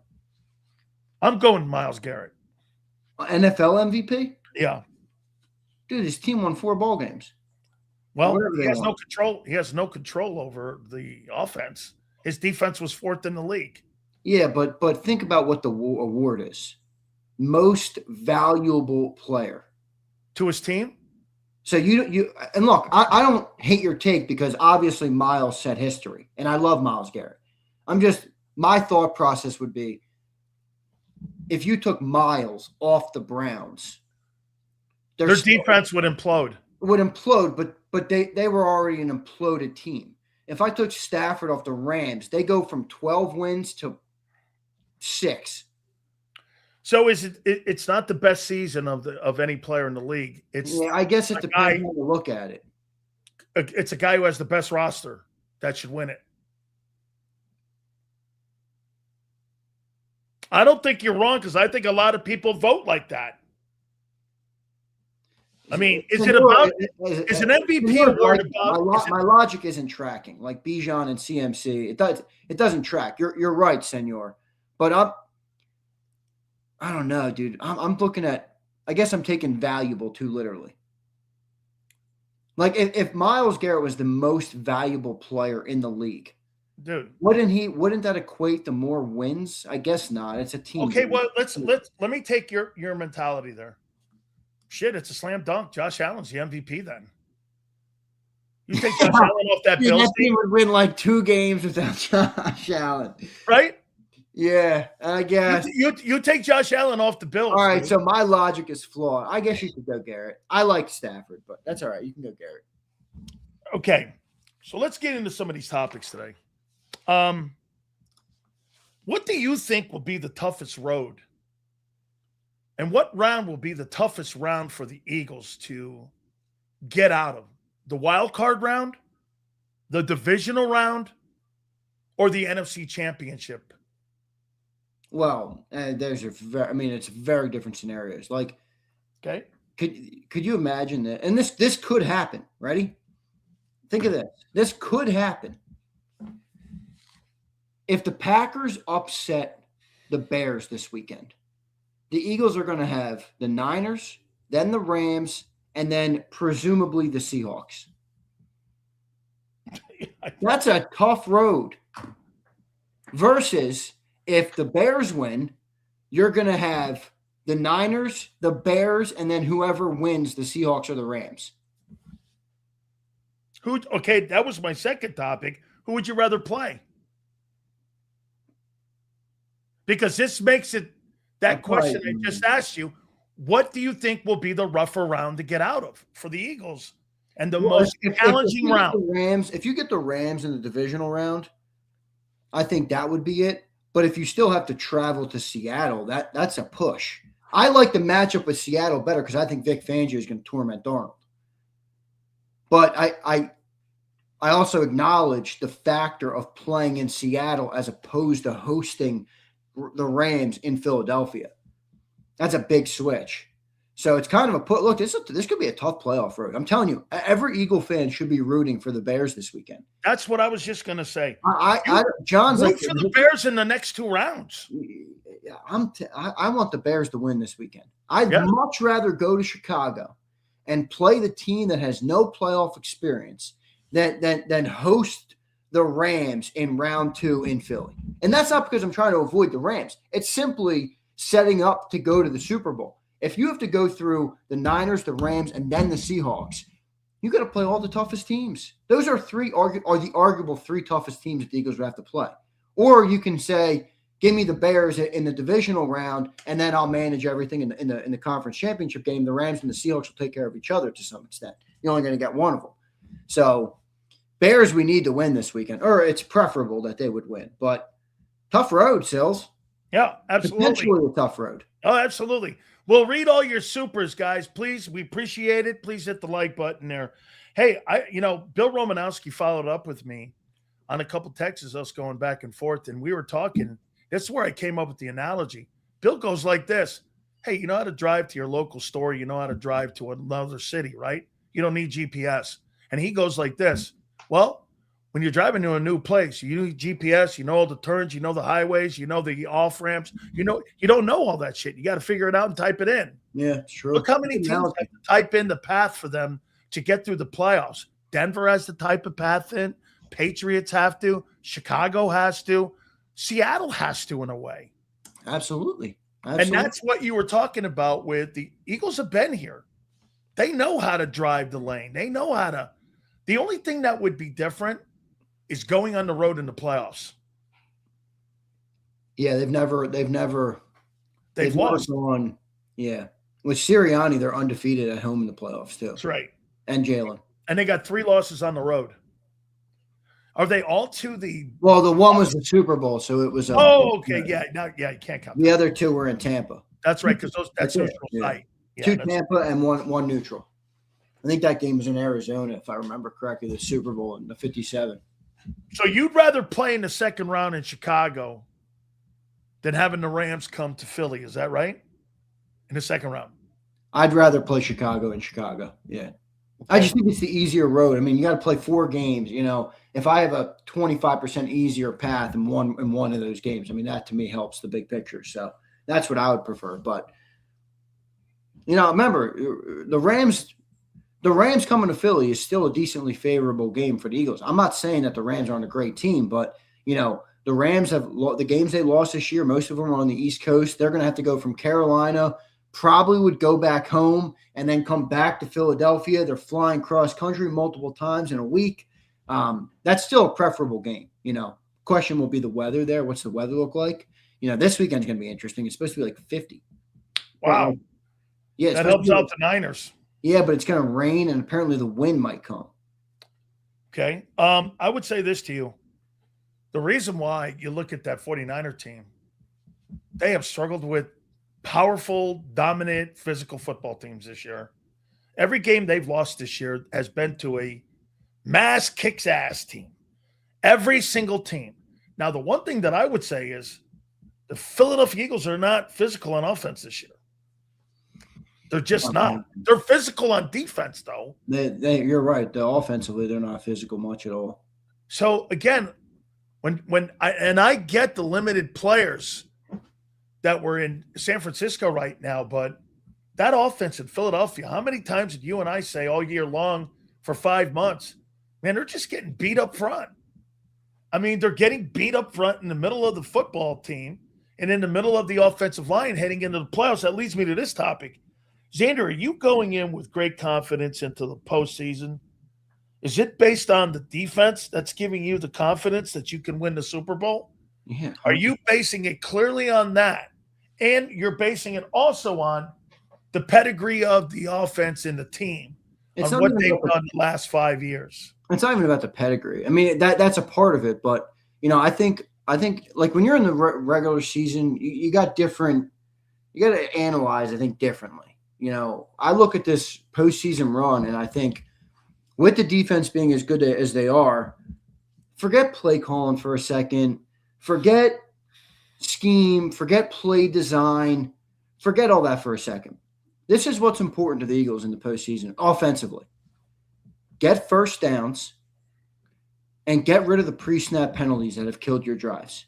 If you can play clean operation and pick up first downs, no 3-and-outs, then I think the Eagles are going to be in a good enough spot. We don't need to have a great offense. We don't. The Niners, they need to have a great offense. Oh, yeah. That's the way they're going to win the game. Right. So the Eagles need to score 24 points a game. I mean, get 24 points a game. I think you win your playoff games. You know? Do you agree with me on how you dissect what they've done this year? You're number 1 in red zone, right?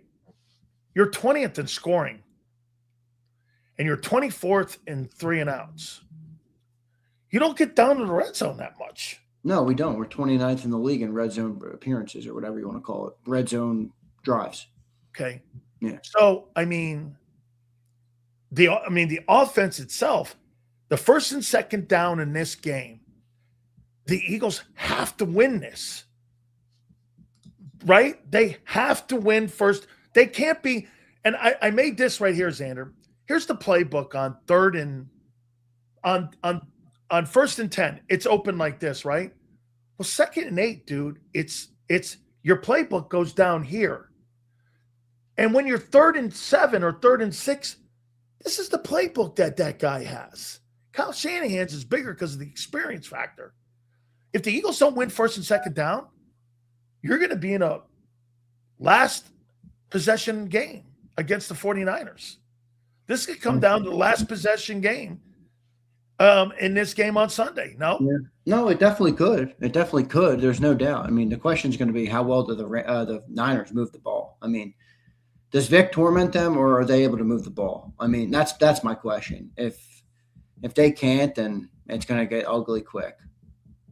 Who has McCaffrey? Well, I mean, they play a zone, so it's going to be different, you know. But, you know, do you put Coop on them? Do you try and take Coop because I don't know who's their slot? You know, are you going to travel Coop?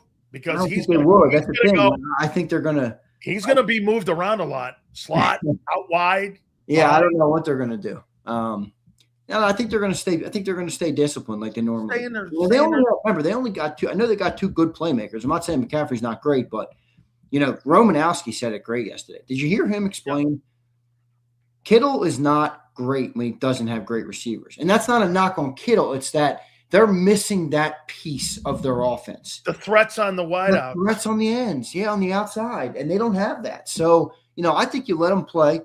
Whoever got the assignment on a given play, you rock with that, play your defense, play disciplined, sound defense, get after the quarterback.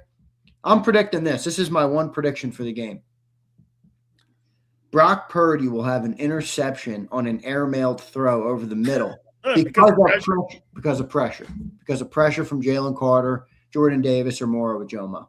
So that's my prediction because, look, I think Brock is a good quarterback, but he will turn the ball over because, look, they win in the middle of the field. And that's right. A great thing, but it's also, a risky thing. That's right. You speed him up a little bit or you get pressure in his face. That accuracy dips a little bit. That's when hands get on balls. That's when a ball could get tipped into the air. You've seen him airmail a couple this year. That's the recipe, I think, on defense. Make Brock turn it over. Okay. Lane Johnson and Trent Williams. What football team, in your opinion, could sustain the loss more Eagles. In this game on Sunday if one of those players is not able to finish? I'm assuming both are going to start. I'm not sure both are going to finish. Eagles. Who does that hurt the most? It hurts if the 49ers don't have Trent Williams, I think they're royally fucked. They already don't have a good offensive line. I mean, the way to beat them is already defensive line. If you're going to take Trent Williams out of the game, and I don't mean that to disrespect Lane. Think about it, guys. We're not an offensive team. We're a defensive team.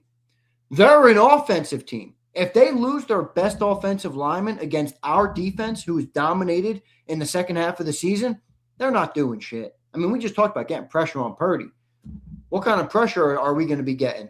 You're going to have backup offensive linemen out there. So I think if they don't have Trent Williams, they're absolutely cooked. I think they're absolutely cooked. Going into the playoffs, if you apparently the line just moved. I don't know if someone says, is that confirmed, people in the chat? 5.5 now. They must know someone's not playing. I'm thinking Trent. Trent's the only one. I don't care about Pearsall. Yeah. I mean, Pearsall matters a little bit, but he's not going to move the line a point. No way. Trent Williams moves the line. Okay. He moves the line. All right. A.J. Brown, Barkley. Who has to shine? A.J. Brown or Barkley? Barkley. Got to run the ball, man. Got to pick up first downs. Got to stay ahead of the sticks in this football game. I think A.J.'s gonna give you. Doesn't it tie into Lane then? It does. Yeah, it does. But again, my whole premise is not winning the game based on offense. My whole premise is still based on winning on defense. You got to do. I'm not saying you can do nothing on offense. I'm saying that's the number one thing to me to win the football game. Defense plays well. Eagles will handle business. But when it comes to offense, you got to run the ball. And obviously losing Lane would be a big loss. Doesn't mean it'll be bigger than Trent for the Niners because they are. Can you imagine? I mean, you saw what happened if they don't score last week. 3 points on the board. They're a finesse team as it is. Without that dominant team, without that dominant player, is Kittle or McCaffrey the bigger threat in this game? McCaffrey. Why? Because of being able to play him in multiple positions? Yep. Line him up all over, catch, run, whatever, you name it. He can do it. The other thing there is both of them are a threat because the middle of the field is where they make their hay. And in a way, that's where you can get completions on the Eagle. They play that too high shells, too high safeties. So that's where you can get them. But so both of them are a threat there. I mean, Kittle and McCaffrey. But I just think McCaffrey's so versatile, Is Trent I got two comments. Trent is and Trent is not practicing. Guys, come on. Confusing the shit out of me. That's important news. I've learned one thing here, man. Don't listen to these idiots. I know. Yeah, even Baldy, man. I said, Baldy, I had my boy this morning going back and forth. He go, yeah, you know what? Lane then went back into the trainer and felt pretty good about it and felt good later in the day. And I was like, okay, no problem. So did he practice? Because if he practiced, let me look. Thursday, and that would be a big development if Trent Williams. I don't see anything yet on Trent. But I bet you if it's Thursday, dude, it's a walkthrough. Yeah, but if he's out there, that's a good sign. It is. Remember, he didn't practice yesterday. Lane was out there. Lane practiced? Yesterday and today, yeah. Pats? Lane, yes. Okay, good. Wow. All right, Trent's out there. Okay, that's a great sign. He looks good. Okay. Yeah, he's out there. Oh, helmets and shells. Yeah. Okay. And here he is moving a little bit. Oh, yeah, he looks great. He's playing. That guy is the first ballot. Him and Lane. Yeah, 100%. Those two guys are, without a doubt, I mean, they're just spectacular. All right. Kevin Patullo going into this game. Is he the wild card? Yeah. Yeah. I'll tell you why, too. One, because everybody knows. I mean, this guy's over his skis. I mean, I can't. I'm sorry. J-Mac, love you, brother. I can't listen to J-Mac on this anymore. The guy is so clearly over his skis. He doesn't have a feel. He doesn't know how to call a game. You know, I'm listening to a guy on your show yesterday who's won 4 freaking Super Bowls say the only reason that the Niners have a good offense is because Kyle Shanahan's next to genius level and he knows how to get the most out of his talent. And then I go on the afternoon or the morning show and I'm basically told that you're a play caller. It doesn't matter. It's all the guy. Yeah, it's the guys on the field, but dude, this guy's over his skis. He hasn't called one good game. And in fact, the Tanner McKee game last week proved it to me more than anything. That's right. No running the ball in the last 17 minutes. You got a 4th and 1, and you got an empty set with a quarterback who can't move. Yep. No motion, nothing on that play. That's why John's like, well, you can still run out of an empty set. I'm like, oh, yeah, because Kevin Patullo is creative enough to motion a guy into the backfield or call a jet sweep. Yeah, they do a lot of those. It was a stupid call, and he did that over and over again in the 4th quarter of that game. I mean, think about it. I'm talking about this with my dad. He's like, yeah, Tanner McKee did not look good. I'm like, you're right, but the coordinator did nothing to help him. He's got all backup receivers versus starting cornerbacks, and he's dropping back and throwing it every play in the 4th And the back was 4-7. It doesn't even compute. No. You could make an argument that it's easier to prove they were trying to lose the game than they were trying to win based on the play calling. Like, I don't profess to be an expert. I don't know. These guys know way more than me. Isn't that common sense? Absolutely common sense. I mean, what are we doing here? So when your quarterback is struggling and your back is having success, go to your back. Dude, the back was having success. Now, here's the other thing. All right, ready for this? The wild card of Patullo for this weekend is pressure. Not pressure on, like, the pressure of the playoffs. Because Kevin hasn't been in pressure moments yet. Your regular season is regular season. But what's the highest pressure moments within a regular season game? For 2 minutes. 2 minutes is good. Or red zone, right? Would red zone be a viable? Red zone, too, yes, because you're dealing with great in the red zone. Right. I don't know. Like, can this guy play good under pressure? Can he call a better game? I don't know. I don't have any trust in the guy. Can I ask you a question, too, on one thing that John said? You asked the question, and it came back, and I disagreed with it. So you think that Nick handles timeouts in 2 minutes well? I actually agree with John there. I think he's handled it pretty well. I mean, there's moments. I've seen the clock run out. I've seen timeouts being called. I've seen situations where they've mishandled that. Yeah, it hasn't been I don't say that he's been perfect, but overall, Nick's aggressive and sticking to it, even when sometimes people don't like it. Overall, in the course of the last 4 years, it's been an advantage for the team. It has. So, is there moments that you can criticize? Absolutely. I think that's true with every coach. Going even a Hall of Fame coach in Andy Reid, one of his. He struggled mightily in Philly, and he still kind of does. I mean, he's got better. He does. Mahomes bails him out. I think all things considered, I wouldn't call it a weakness for Nick. How's that? Maybe not a strength, but I wouldn't call it spotty. Spotty's fine. I'm good with Spotty. Okay. Maybe he's still – hey, think about this, though. If Jalen's still learning, maybe – you know what? The last thing that I think great coaches really do well, Xander, I think it's 2-minute. Andy spent 15 years. Dude, one of the biggest things coming out of Philadelphia with Andy Reid was, dude, that guy was terrible in 2-minute. Yeah. He was in his timeouts. Yeah, so handling of his timeouts. I saw this stat today. And Mike, I'm going to use your comment here. Mike Fitter, what's up, Mike? Hope you're doing good, man.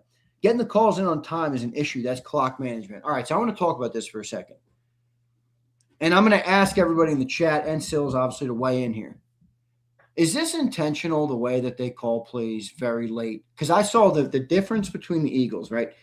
The Eagles almost never break the huddle even before 10 seconds are on the clock. The Niners, on the other hand, they break the huddle, they pre-snap read, they audible, they motion, and they snap the ball before they even get into the final 10 seconds of the play clock. And I look at that, and hear me out. Are the Eagles intentionally doing that? Not about Hurts, because they play risk-averse offense. And part of that is clock management, field position, and some of these other things. I wonder if they're trying to limit the amount of plays in the game for the other team by every single time you go to the end. Think about it. If you have 8 plays in a drive and you take an extra 10 or 11 seconds off of every one, that's an extra 2 minutes off the play clock. In a 4-quarter game, that's almost a quarter of football. That means you're playing to your defense. Well, they do play to their defense. Okay, I'm just saying you're playing to your defense there. Let me answer your question. Why do you think they run it so much on 3rd and long? Okay, you asked about getting to the line of scrimmage. Is that about the coordinator first, or is that about the quarterback's preference? Ask yourself this, because some quarterbacks like to get to the line of scrimmage and have a lot of time. Yeah. Some don't need it. You're right. Jalen has said. So Jalen, when is it more preference than it is structural? I don't know. I don't know the answer to that. I think Jalen got asked about this, and he said, are we getting pre-snap penalties still? That's all. So, that to me said Jalen doesn't care as much about what we care about. He just wants to make sure that they're okay, well, then that means to me it's more about Patullo and his comfort zone on getting him to the line of scrimmage. There must be talking to him a lot more in his helmet than what is first thought, because if you're getting a line of scrimmage and you're still talking to the kid and you're down to 10 seconds and you're not there at 18, 19 seconds, you're still talking to the guy as he gets to the 15-second mark before the thing gets shut off, right? So I think it's preference on the coordinator. It's either, they're either doing it for Patullo or they're doing it for Hurts. Yeah. Well, I think it's more the quarterback's preference. I think it's both, but I also think it's this. LA Ram is right. The Eagles offense plays football to run the clock. That's how they play. Yeah, they're playing to the defense. Yeah. If you think about it, take an extra 10 seconds with the play clock every play. That's going to add up over the course of 40 plays in a game, 50 plays, 60 plays. Absolutely. I mean, like you say, if you run 60 plays and you're taking it down and you're taking the 25-second clock down to 5 seconds. Yeah, I mean, 60 plays. Add it up. 60 plays, at 10. You're only going to get 10 drives. The opposing team's only going to get 10 drives. I mean, I'm saying, even though, too, it's that's less time. I mean, if you have 60 offensive plays in a game and you take 10 more extra seconds off the clock, assuming the game clock is running too, that's 600 seconds. That's an extra 10 minutes of clock. Absolutely. Guys, hit the like button, please. And also, we appreciate the supers here. So in this game with Vic, high pressure, medium pressure, very little pressure on Purdy. When you say pressure, you mean bringing pressure, blitzing? Bringing pressure. No, they're not going to blitz much. Purdy's a Why wouldn't you bring pressure when you're not threatened by the wideouts, that you're not you don't have any, you just got through telling me they got limited playmakers on that side of the ball. Wouldn't it be in the best interest to bring more pressure? Where are you going with the ball? Jennings is a fine ball player. He's not a bad player. He's a pretty good player out there too. So he's somebody you got to defend. But Xander, this isn't like in the day with Debo and Ayuk at their prime and Kittle in his prime and McCaffrey, where you've got multiple. Remember the team that came in here in 23 and waxed them? That team doesn't exist in San Francisco. That's not the same Niner team. Yeah. So you don't think Vic brings any pressure on? No, I think you're right. I was looking at it more as like Vic's whole scheme is built around stopping explosive plays in the pass game. This is why they give up rushing yards. And for a team like the Niners, where they are a rhythm thrower, with a guy like Brock Purdy, I'm thinking he's going to make it as hard in the secondary on Brock as possible and let the front four, like he normally does, get home. So about that 18% blitz that he has all year, that's about his number. That's what he's been this year. That's what I thought it would be. But you do bring up a good point, man. There's outside of, Juwan Jennings is a fine player. He's not a great player, but he's a fine player. Outside of that, they really don't have many other threats. So maybe you do see higher pressure this year. I'll tell you what, do we not agree that in the Chicago game, and anytime that there's been limited wide receivers, Vic's brought pressure on. Look what he did with Jackson Dart in that second Giant game. Look what look at the pressure that he's been bringing a little bit later. Now, again, he brings the backer. Hey, and Nakobe Dean too. If Nakobe's out there, I'm sending that guy. He is a fabulous blitzer. Really good blitzer. And he's great. Guess where it counts the most? What's the number one thing that pisses quarterbacks off? Internal pressure up the middle. He's great in that A and B gap. Well, I could see that. Drop Jalix into coverage on McCaffrey or something, you know what I mean, in the flat and bring Nakobe up the middle. I could see that for sure. Because Bond's also so good in coverage. Absolutely. So, again, on the defensive side of the ball, do you agree that Hunt and Jalen Phillips, see, you think they're the interior guys are the key to this thing? Yeah. Yep. See, I think the stretch plays, how they're going to run the ball, I think it's the setting of the edges. Well, setting the edge is important because Purdy's been escaping more this year. That's right. He's been having to run because of the limitations they have at the wide receiver spot. Yep. So you think it's still more in the middle with Davis and Carter. I think it's Phillips and Hunt in this game, because if McCaffrey can get outside, dude, and move the sticks, they're going to win first and second down. That's going to be a last possession ball game. So let's go here. Last one here. Guys, do me a favor. Please hit the like button. Vic Fangio, and I want to tell you what Brian Baldinger said. Brian Baldinger said this about when Eagle fans bring this up. So you bring up Nick Sirianni and Jalen Hurts, and you say those guys have won, and then people turn around and go like this, because Baldy sent this to me today. Kyle and Purdy haven't won. Who do you feel more comfortable with when you're talking about a guy who's a play caller and a guy that understands the play calling and is more efficient in play calling and being able to take Kyle Shanahan's offense and apply it on the field? I mean, bro, your play calling on offense. It's terrible. It's terrible. It's terrible. Don't you think that now, I get it. Vic is the X factor in that. Okay? And Purdy's not elite.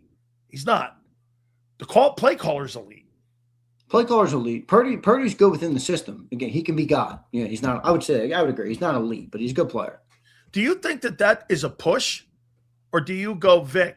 And I know the 4 times that you're talking about, but dude, I go Vic, and it's more about the guys on the field.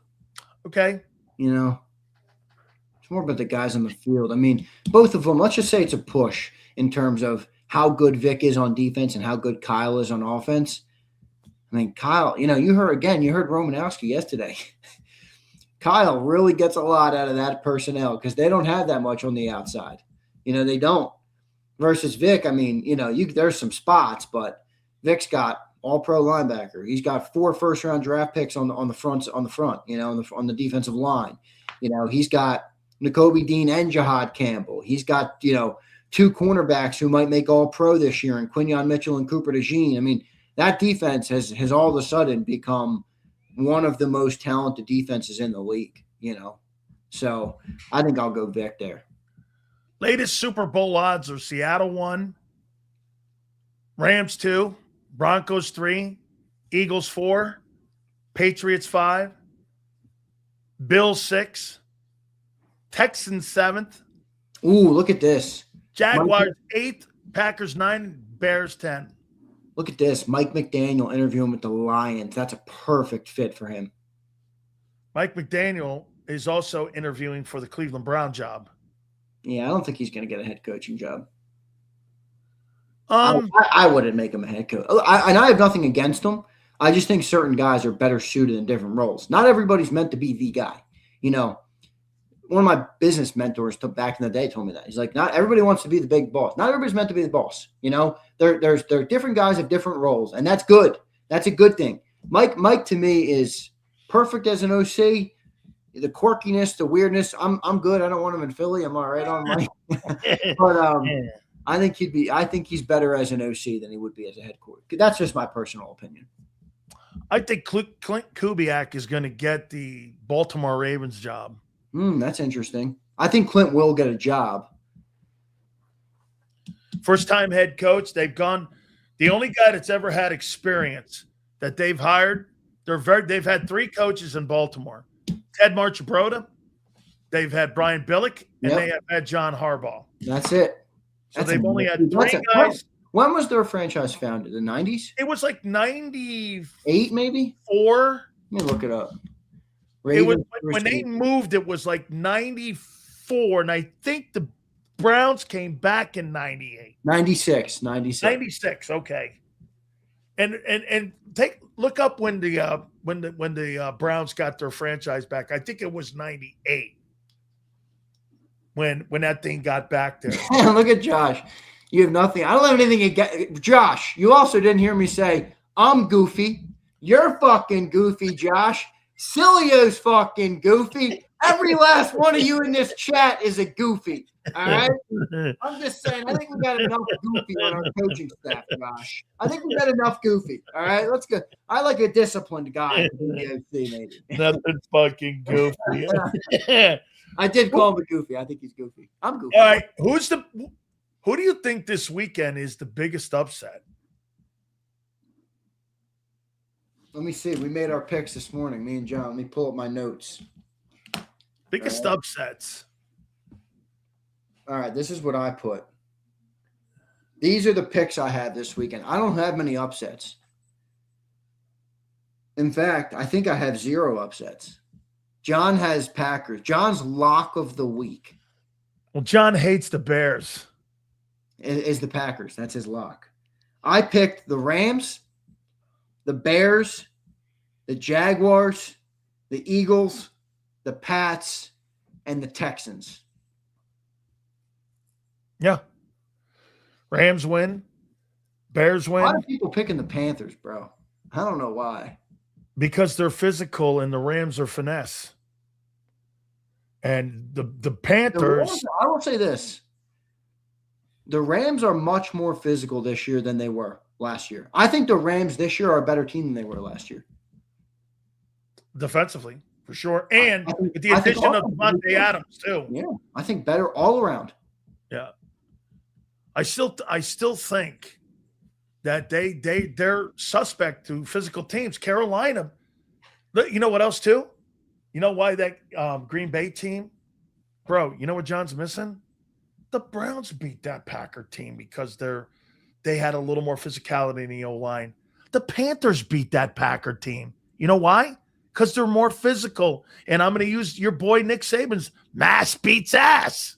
Right? I mean, bro, what do they do well in Chicago? They run the freaking football. I know they do.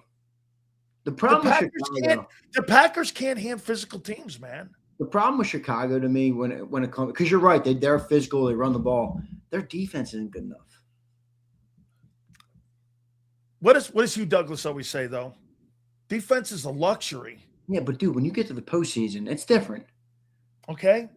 Well, when it comes to roster building, he's right. When it comes to the playoff football, okay. This year, did bad defenses matter this year for the Eagle offense? Anytime this year for you guys when it was a suspect Cowboy defense. No, we didn't. But let me ask you a question. Why are you picking the Eagles this weekend? Or are you? I guess you didn't make your pick yet. Oh, I think the Eagles are better than this. Okay, why do you think they're going to win? Because they're more balanced on both sides. That's not why. You don't think they're balanced on offense? I think they're as a unit. I think your 53s, your 22 is better than their 22. Yeah, well, that I agree with. But I to me, most people who pick the Eagles, and I've seen most people picking the Eagles, it's because of the defense. I don't believe San Francisco's corners can stop A.J. Brown if on a slant. Oh, me neither. But will they take advantage?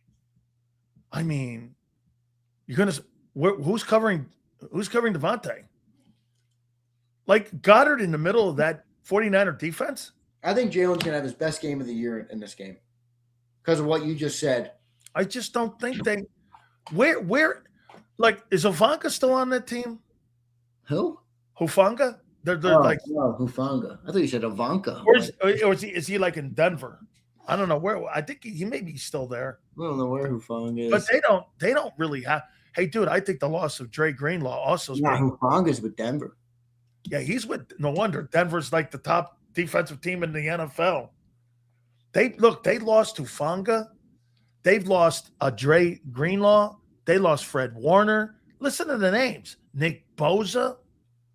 Dude, they lost a shitload of guys. This is if I summed it up for everybody, I believe there are only 3 possible NFC champions this year. Seahawks, Rams, and Eagles. Yeah. It's going to be one of them. That's my perspective. Because I think, one, they're built for the playoffs. But by the way, this is why I mentioned the Rams. I said the Rams are better this year. I want people to look at the difference of what they're doing defensively this year versus what they did last year. They added a bunch of guys on the defensive line, which Pumper made fun of me for, giving a lot of credit to them for signing Poona Ford and other guys. They don't blitz anymore. They have the same exact blitz percentage as the Philadelphia Eagles. They no longer stack the box, and they've stopped the run way better this year. That defense is going to translate way better in the postseason this year to me. With that high-powered offense, I think that's a good team. Seahawks, I think Seahawks got to take a page out of Jalen Hurts' book. Don't let Sam Darnold ruin the game for you.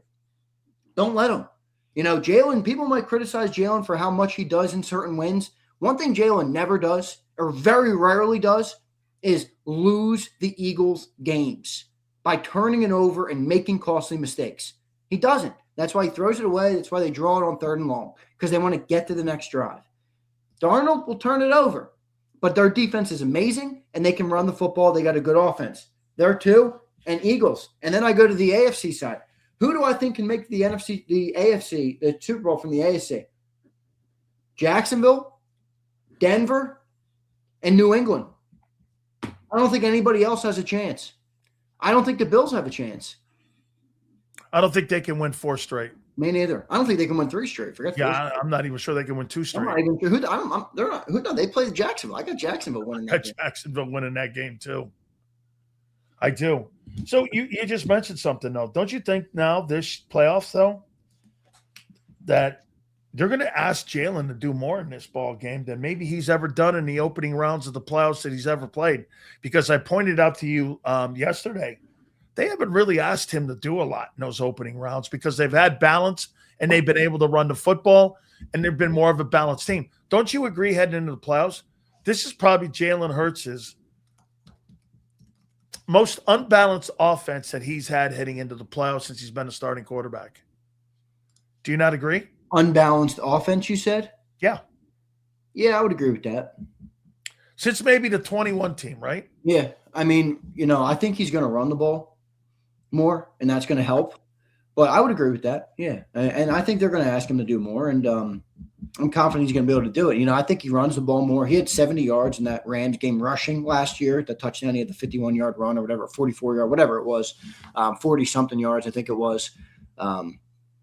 But look, we're going to see, man. I'm excited, Sills. I'm really happy. And by the way, in a weird way, I don't know if this is the Eagle fan. I'm sure a lot of you will think it's the Eagle color glasses. I don't wear Eagle colored glasses very often, but I honestly feel more confident in this team right now than I have all year, because I look at the way that the season has played out. I look at who's in the playoffs, and I don't see a dominant team.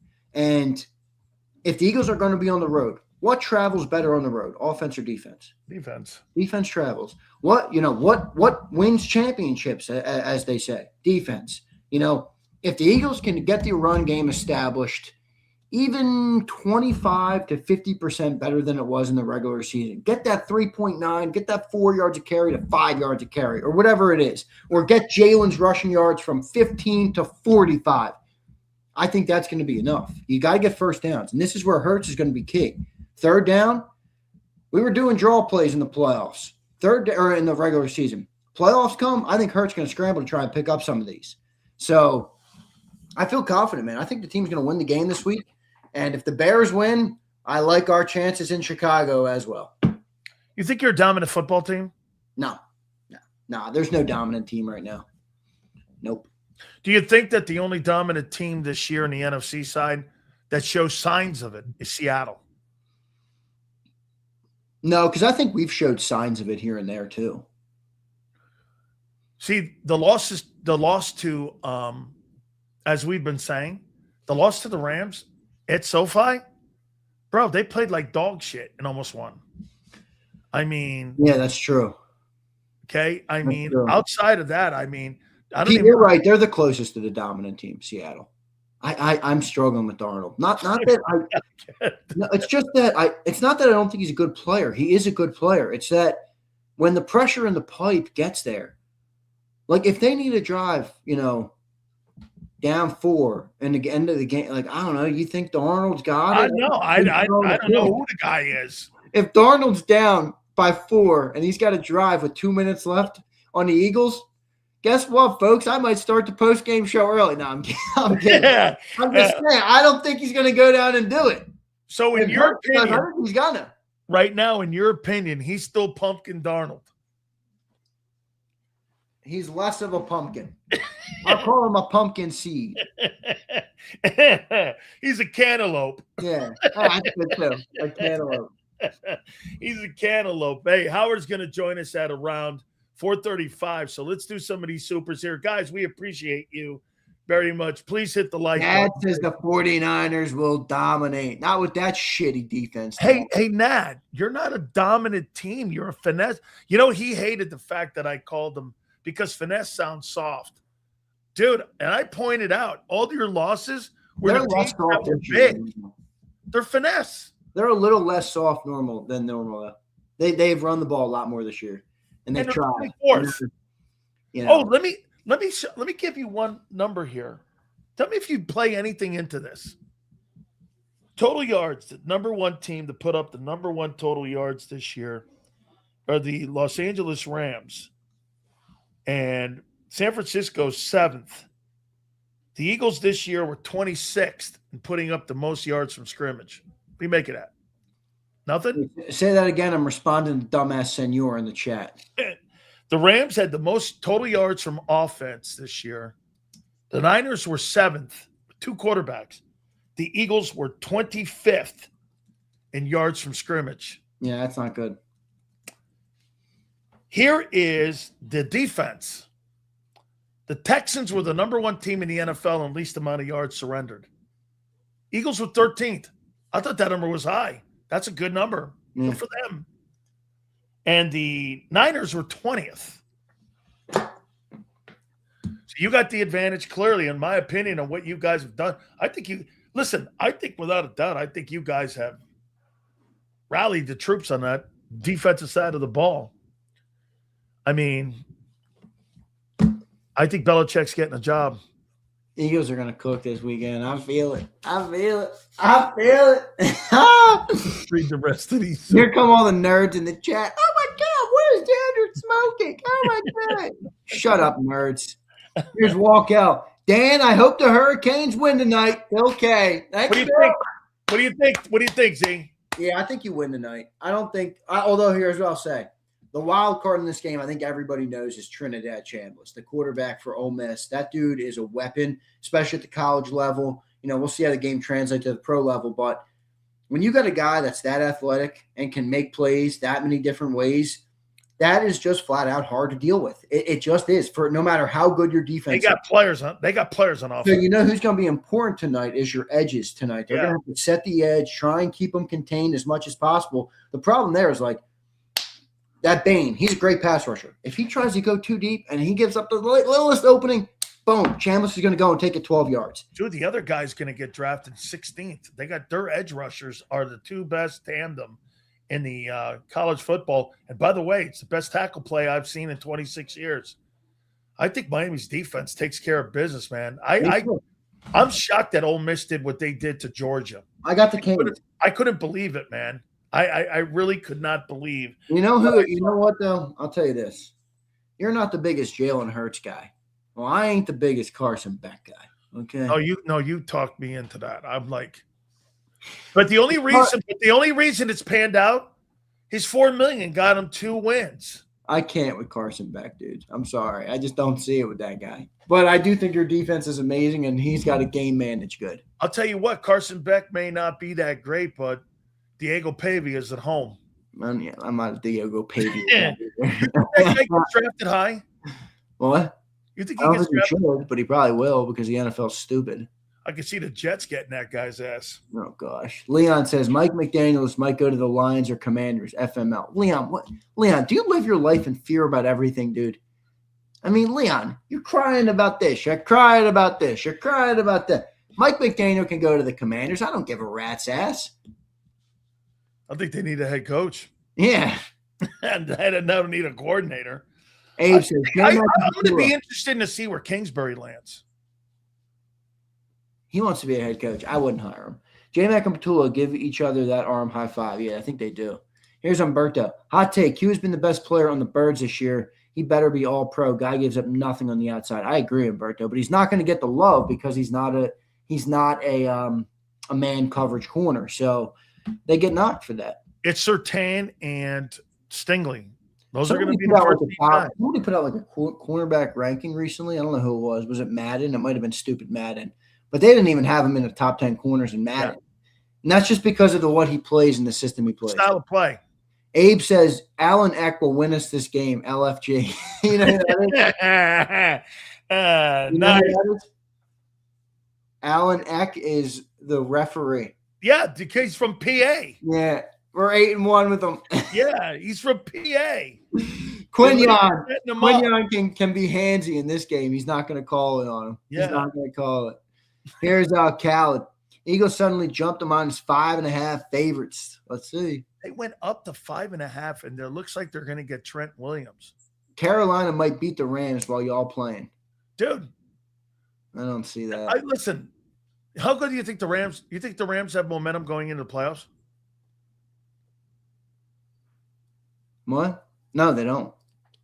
Their worst games of the year were the last two. Not the one they just played, the two prior to that. Here's Marshall. Damn it, Xander. Get the Stafford glazed donut out of your mouth. Miles is more valuable. No. And also, Marsh, why is it so hard for you to give credit to another? He's the best quarterback in football. And I don't think it's particularly close. 46 TDs? Yeah, I mean. That's not common. Man. 8 picks? Dude, 46 and 8 is crazy, don't you think? I agree. All right, Sills, good show, man. I'll catch you tomorrow, right, brother? You got it, dude. Appreciate you, man. See what happens tonight with my Hurricanes tonight. Dude, it's been a really interesting football season this year. And I tell you what, Bill Romanowski on with us yesterday talked about really like going into this playoff. It's going to be Vic versus Kyle Shanahan. That's going to be really what to watch for in this ball game going into this game because, again, I mean, you talk about Kyle Shanahan. I think this has been one of Kyle Shanahan's best years when it comes to like scheming up that team because, look at all the players that they missed. No Brandon Ayuk. Debo was moved on. They really have only had 2 guys. They've had 2 different quarterbacks in their 5th in total offense. I mean, Shanahan does have to get it done in the postseason, especially in those big games, especially 2 minutes. Can I tell you before we bring Howard Eskin on, do you know who Kyle Shanahan is right now? Kyle Shanahan is Andy Reid, Philly. Do you understand what I'm saying? Kyle Shanahan is Andy Reid in Philly. You get to these games, but you know what you don't do? You don't close these games out. It's kind of like that. All right. So Lane Johnson and Trent Williams look like they're both going to play for respected sides here. So without further ado here, let's bring in our friend. I can't wait for what he thinks is going to happen here on Sunday in Philly between the San Francisco 49ers and the Wildcard game, especially in the playoffs too. We'll get his thoughts in on that. Is our friend, the legend himself, Howard Eskin, joins us now right here on the program. Howard, how you doing? Hopefully your holidays were great, my friend. Yeah, everything was terrific, and the same right back at you. Yeah, just there are football games this weekend. We have football games. Just a few, and maybe some important ones this weekend here. Yeah. I mean, hey, so again, what do you make of it going into this? I mean, you got the 49ers heading in there. Did you like my analogy of Kyle Shanahan, that he reminds me a little bit of Andy Reid? Andy Reid, Philly.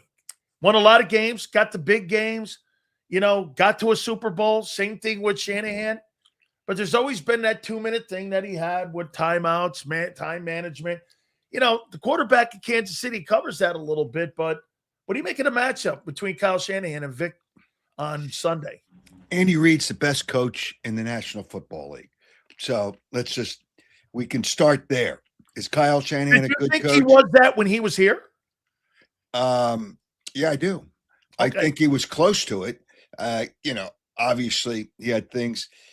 He had players that, he got the Super Bowls with wide receivers that they were they were just ordinary wide receivers.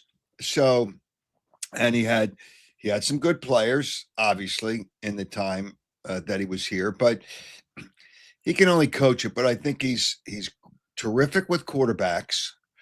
I don't know. Is Kyle Shanahan? Purdy better than I thought he was. Is that Kyle Shanahan? But Andy Reid has always been good with. There's certain coaches that are really good with quarterbacks. Andy Reid's one of them. I think John Gruden's another one. I think Sean Payton is another one.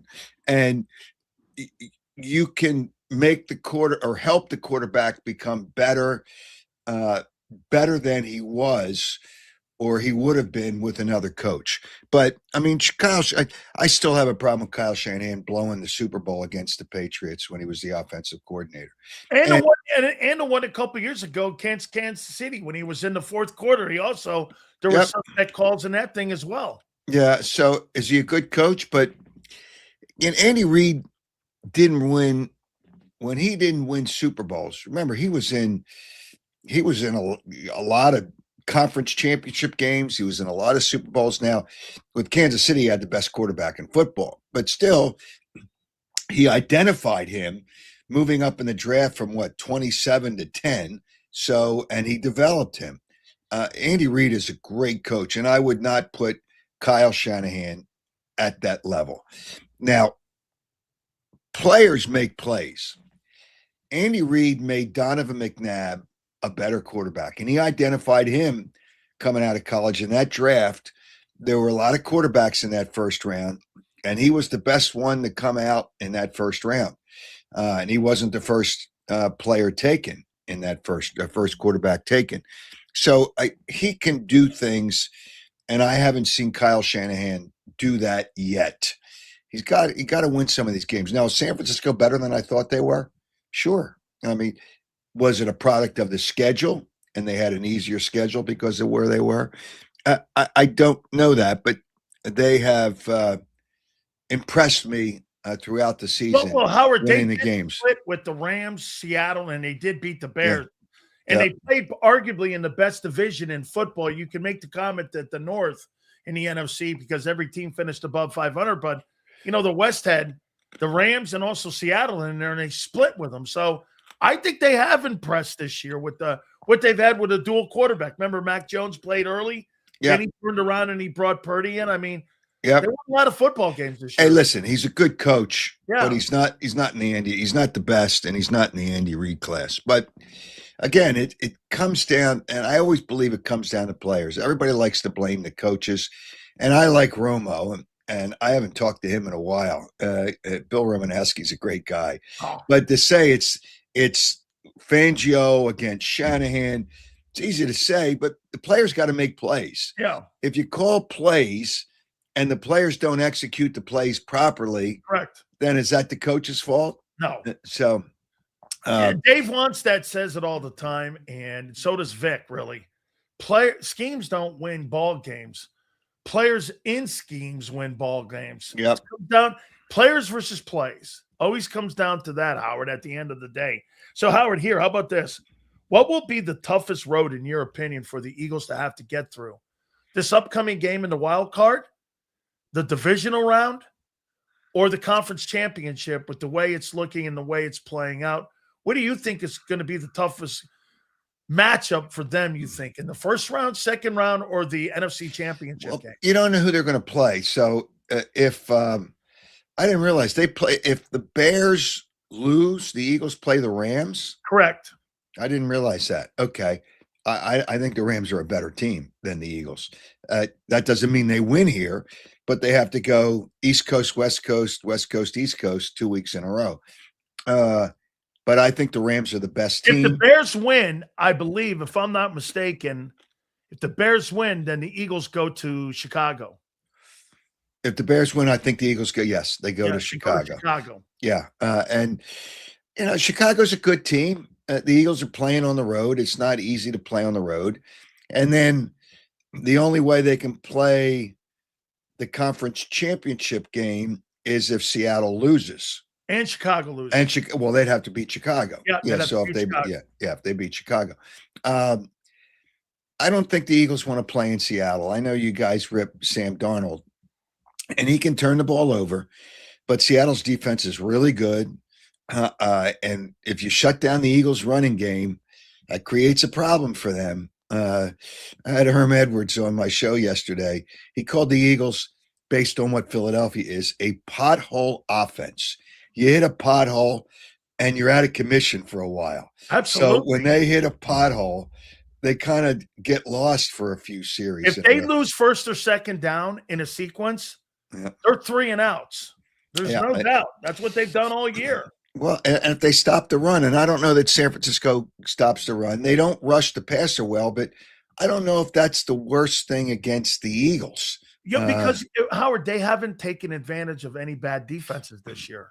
With that offense, the quarterback hasn't taken. I mean, even if he has more time, he still doesn't seem to be able to hit all his receivers that may be open. If they're not open, then you don't throw the ball. And he's not. It doesn't seem like he's comfortable throwing in the tight windows. Obviously, he's not comfortable. So, I think here's the way I look at it. If San Francisco does not turn the ball over, they have a great chance to win the game. But the Eagles do get turnovers. They win. They've won the turnover battle in most games this year, and they've won I think they've lost one game where they may have won the turnover battle. Turnovers are a big part of the game, and that's the way. That's one of the big ways that the Eagles generate points. And everybody does. I'm not saying anything that's crazy, but no, it's just so if San Francisco, if the 49ers don't turn the ball over, they have a great chance of winning. Now, I'm not sure that they won't turn the ball over, but that's the way I look at it. Otherwise, if they turn the ball over, I think the Eagles win the game. Absolutely. What kind of year do you think Hurts had in 25? It was good. I mean, the numbers don't mean anything to me. Total touchdowns are a joke because I think 7 of them were tush pushes. So what does that mean? Is that really the quality of the quarterback or the way the Eagles, with the big offensive line they have and the way they do it? They're like Wildcard touchdowns. Yeah, right. Yeah. So I think he's had a good year. I don't think he had a great year. I think he had a good year. Okay. I think he's a good quarterback. I don't think he's a great quarterback. So when you look at that, and I know fans in Philadelphia don't want to agree with that because they fall in love with players so easily, but he's not a great quarterback. He's a good quarterback. And that's the way you got to look at it. If they don't have a running game, they struggle to win. If they don't have a running game, and that's every team wants a running game, but the quarterback can win games without it. There's a lot of quarterbacks that can win games if you don't have the running game.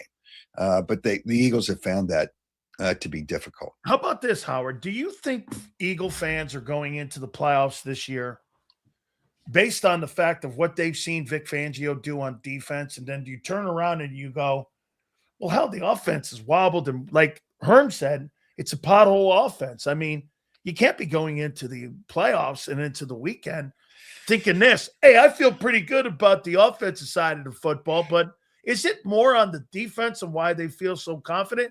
And I'll add this, the pedigree of the team having played in the postseason.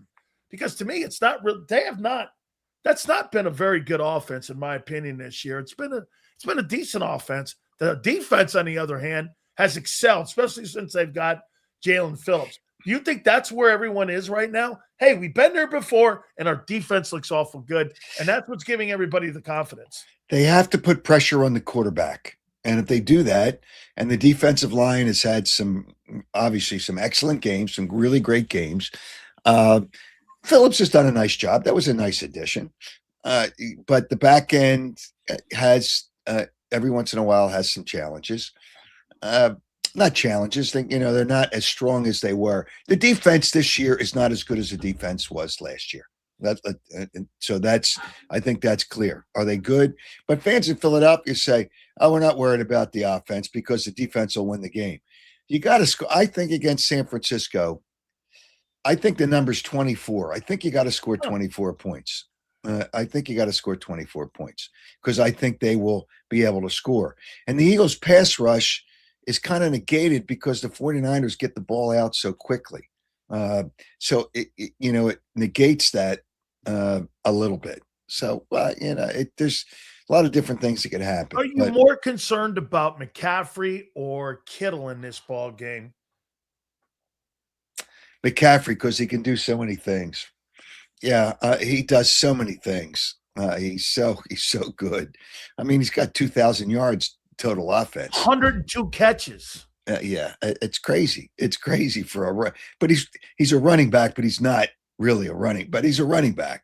But he doesn't play like a running back. I would be more concerned with McCaffrey. I would. A.J. Brown or Barkley in this game? Who has to shine, in your opinion? I think Barkley has to shine. They have to be able to run. They have to be able to run the football to make the passing game effective. A.J. Brown's going to get his catches. But is that going to be the running back? The way the Eagles run their offense is so important and if they don't run the ball well, I think they're going to struggle a little bit. So I think it's Saquon Barkley. I love this one here because you fought me all year on this one. What do you think the job Kevin Patullo done this year? I knew you were going to say that. It's not his fault. I heard you. How good a job do you think that guy's done this year? I think he's done a good job. And people blame him.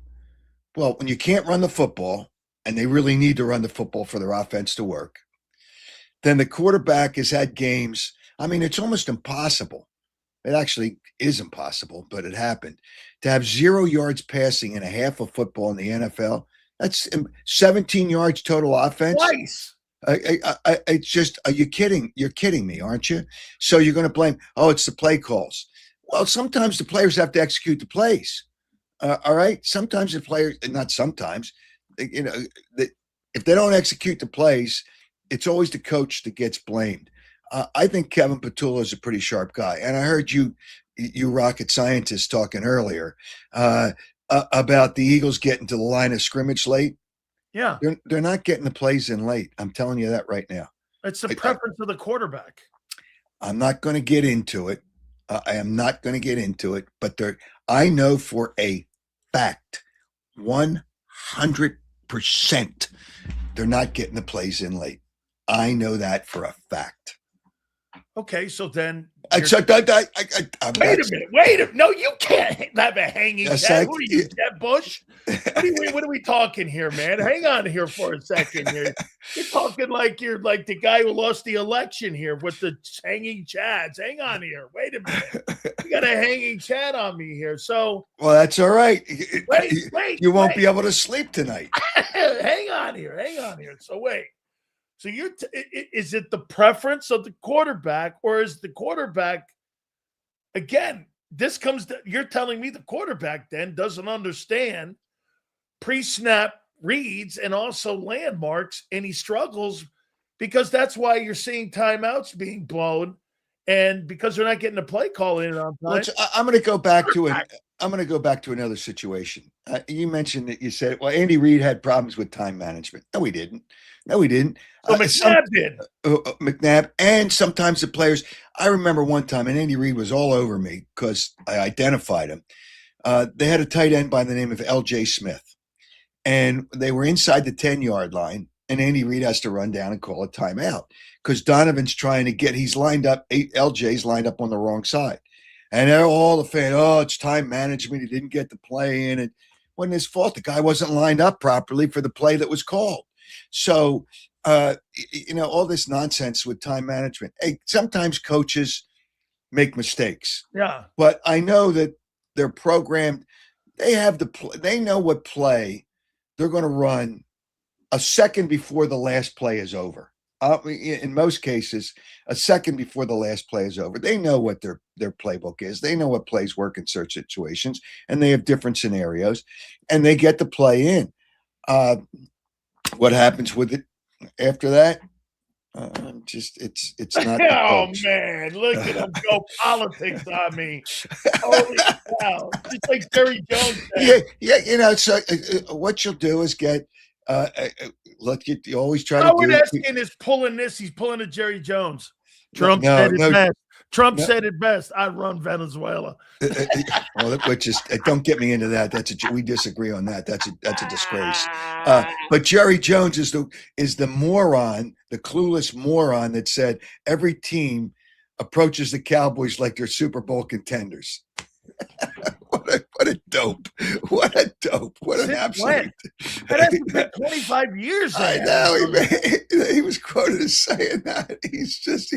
He's and then, I guess he said at his news conference yesterday, what did he say? He said, my goal is to win more Super Bowls than any owner. He's correct. 3 behind Bob Kraft. He's not going to win one. He's not going to win one more, let alone. How about 3? Have a winning season? Yeah, let's go. You know what? I made this comparison on Eagles versus Cowboys. You know what I said? I went here, Howard. Remember when at one time the New York Yankees with the curse of the Bambino, they were always better than Boston. Boston was always coming up, Bucky Dent, all that stuff.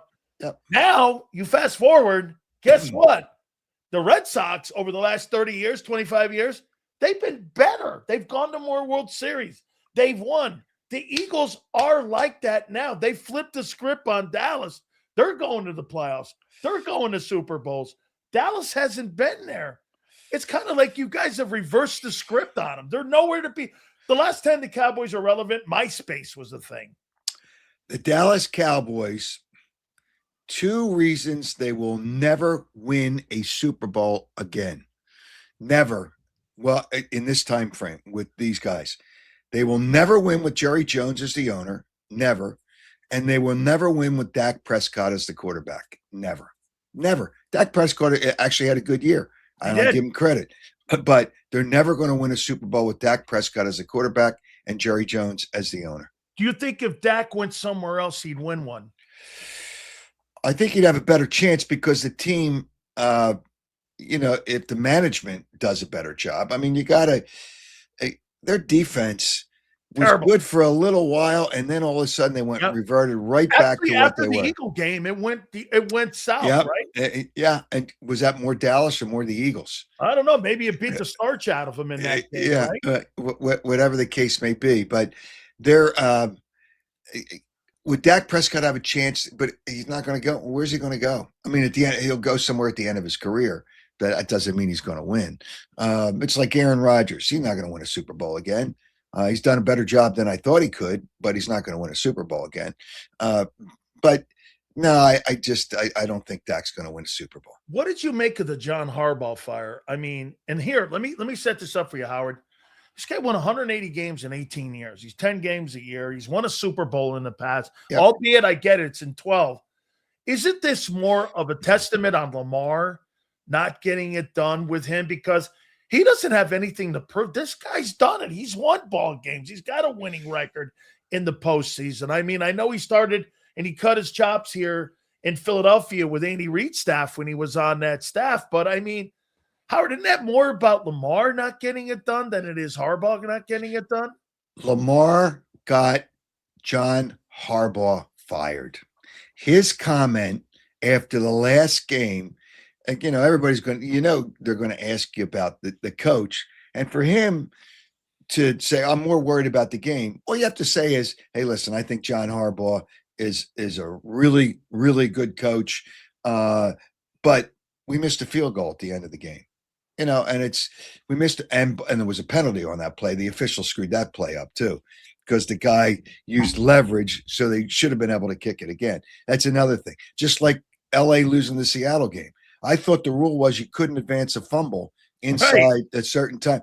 And they advanced that fumble on the 2-point conversion. And the officials either didn't blow a whistle or didn't do it. And the ball happened to be laying on the goal line. That's the only reason they got the 2 points, because the guy picked it up laying on the goal line. But and they screwed that up. But regardless of that, it's the players. But Lamar bailed out on his head coach. So I don't know if there's problems there.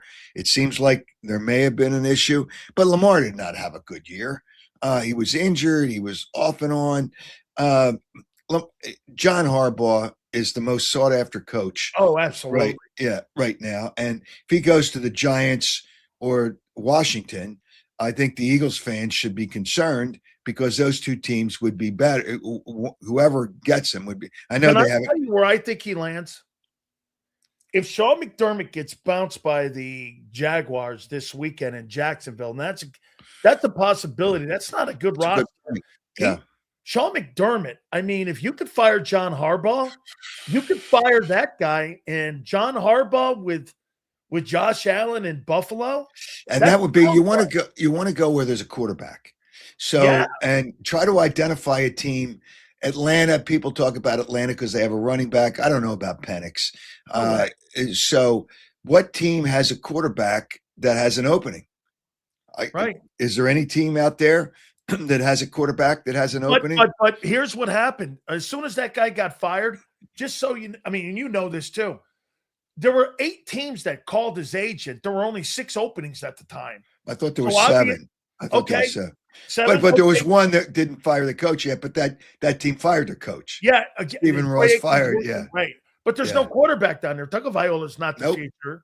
Nope. So, again, that more teams now have actually had to reach out, even if they have a head coach. I think coaches will go anywhere, but John Harbaugh's at a point in his life. First of all, he doesn't have to take a job this year. 3 years, he's still got with that Ravens contract.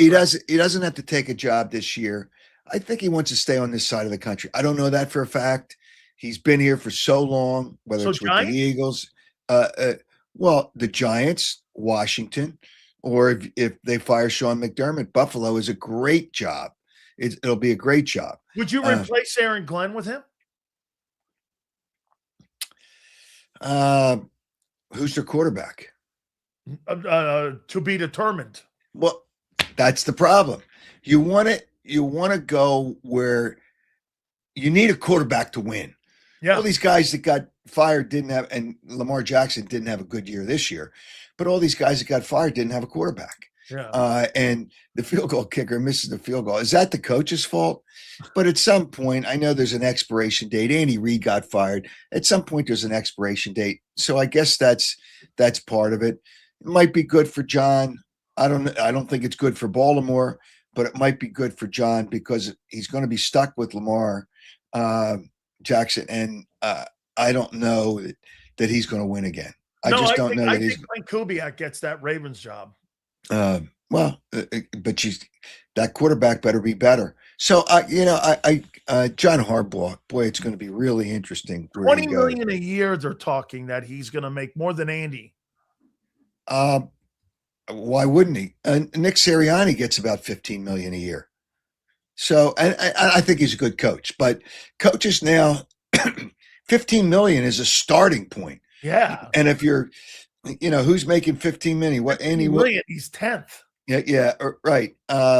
Andy Reid, what's he making? About 18 million a year? 20 million? Him and Peyton are the only $20 million a year guys. Okay. And he should get it. He should get as much as those guys. And whoever hires him, I mean, if it's the guy in Washington's cheap, because I just know what he does. Harris? Josh Harris. I know what he does with the Sixers. So he's cheap. So that wouldn't be a place that he would get the money. The Giants. John Mara's sick. And I think he wants to leave a golden nugget. I know that franchise and that organization since I was that money's chump change to these guys. Yeah. That's chump change. 20 million is chump change. I don't know what was Harbaugh making with Baltimore. He's probably 16 and a half. He was making the same money that Tomlin was making. You think Tomlin stays at the end of this? Yeah, I do. I do, because I think he really enjoys it. That's why Dick Vermeil coached so long. He enjoys it. He can deal with the players. He's won. Sometimes you wonder how he's done it. And I think they have some good players, but no, I think Tomlin does stay. It'll be interesting. I'll give you one. This is just out of the clear blue, because I heard you brought up his name earlier. I think Travis Kelce plays next year. He needs the attention. Travis Swift is going to play another year? Yeah, and I tell you why I think he needs. Hey, he gets the attention with Taylor Swift. I get it, all that. That's the whole Taylor Swift thing. Gets the attention, but he doesn't get the attention every week because they're not in the public eye every week. I mean, what are they going to just, hey, we're going here so you can have the cameras roll here? No, it's not the way it works. Did you see that charity? And I like Travis. He's a You see he's good getting guy. killed on that thing that he's doing with the he's got this fund now that he's put together, and he's put this nonprofit together, and it's there to help the community. And did you see that 70% of it goes towards the foundation, and the 30% doesn't get really 30 or 20% goes to the community.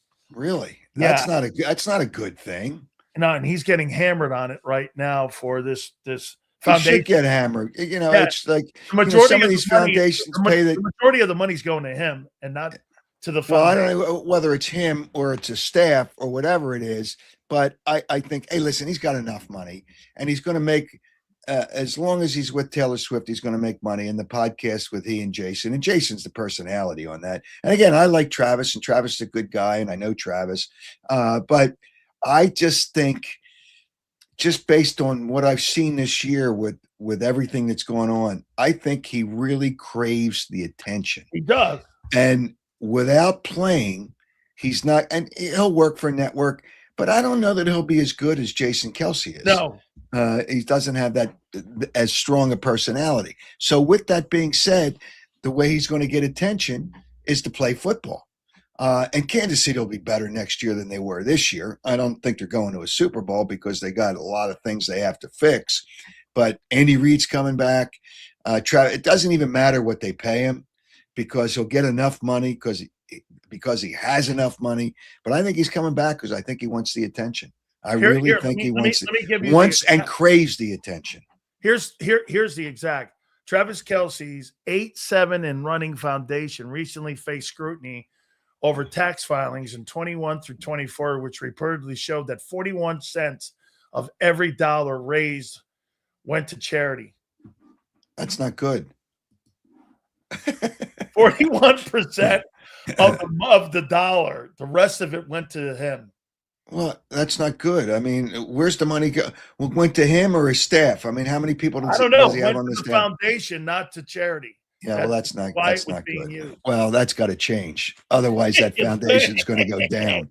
I got a couple more here for you. I want to ask you about this weekend. Okay. All right. Rams take care of Carolina, right? Yeah, no question. Okay. Packers, do they go in? By the way, they're favored. Yeah, 1.5. It's bouncing back and point. The 1.5 goes both. It's going both ways. Bouncing What do you back. like here? I kind of like Chicago. Me too. Yeah, I kind of like Chicago. The Packers have come up empty more times than they should have, and that's another job that might open too. And if you have Jordan Love, who's I think he's going to be a good quarterback. Policy's kid now just took over the GM or the president's role there, so he may want a new dude in there outside of Matt LaFleur. Yeah, that's exactly right. So it's going to be more. That's why John Harbaugh doesn't have to make a decision quickly. Hell no. The Giants have a quarterback. If he stays healthy, I think he's going to be a good quarterback. And a coach will kind of temper him down a little bit and try to. So I think barely. I think Chicago. How about this one? Bills Jags. What do you like here? Jaguars are really good. Man, I'm on the Jags here, Howard. I know they are really good, and Josh Allen's the best. He is. Yeah, but I don't think much of that roster. Well, their defense is not good enough, and Jacksonville could really light them up. They could really light them up. So whatever the case may be, I kind of like Jacksonville in that game. I'll leave the Eagle one for last here. Chargers going to Gillette, a dome team going up to New England and playing on the road. This is the 8:00 Sunday game. Who do you like here in this one? I'm with you. New England is like, are they that good? Yeah, the quarterback was that good. You know what? Just as a shot in the dark, I would take New England. New England, okay. Yeah, I would take. How about the Monday game? This Texans team, I'll tell you what. I don't like Pittsburgh a little bit. I don't like them a little bit. Aaron Rodgers has done a nice job. Wait a minute, they get DK Metcalf back. I don't care if they get, Jerry Rice in his prime. I don't care if they get Jerry Rice in his prime. It's enough of the Steelers and all this. I mean, they are so lucky. They didn't win that game. Baltimore lost that game. They did. How does a guy miss a 42-yard field goal or whatever the hell it was? And they committed a penalty. But who knows whether he would have missed the second one? But you don't usually miss two in a row. And they would have been done. D'Amico Ryans has done a really nice job. Outstanding. Really nice job. If the quarterback doesn't come up empty and doesn't start turning the ball over, I like Houston. I like Houston. Me too. I like Houston. All right. 49ers and Eagles Sunday, 4:30 Eastern game. Who you like here? The Eagles get at least one turnover. They win the game, and I think they'll get one turnover, and I think they'll win the game. I'm not laying the 5.5 points. I'm not laying the 5.5 points. That's a backhanded dump on the offense.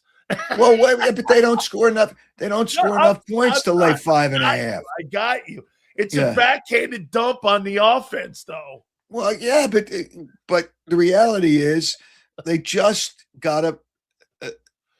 They can't turn the ball over, and he's not going to throw the ball to turn the ball over. Do you think they win if they don't get a turnover?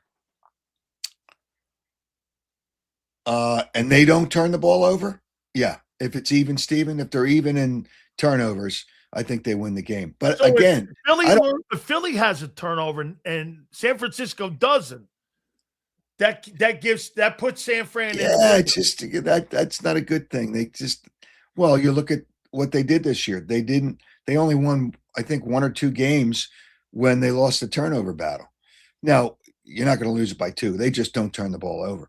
But I just think San Francisco coming west to east.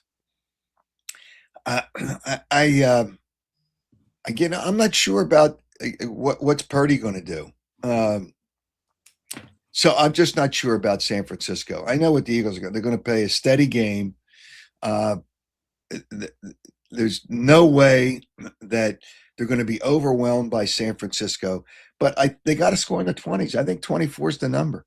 They got to score in the 20s, and regardless of how they do it, they got to score in the 20s. I want to give you one. I want to give you one last one here. What do you make of your snow cone that plays the pivot in Philadelphia? I call it the human snow cone now, or the human cone there that you put out there during a student driver's test. What do you make of that guy? You know what? Joel Embiid should be taken out of the arena in handcuffs for stealing money. $63 million.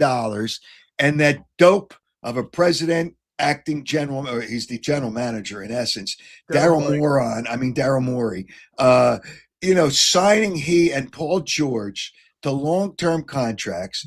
Nobody was giving Paul George more than 2 years, and that was only the Clippers, just to be nice to keep him. They give him 4 years. They give Embiid 4 years, $63 million and $53 million.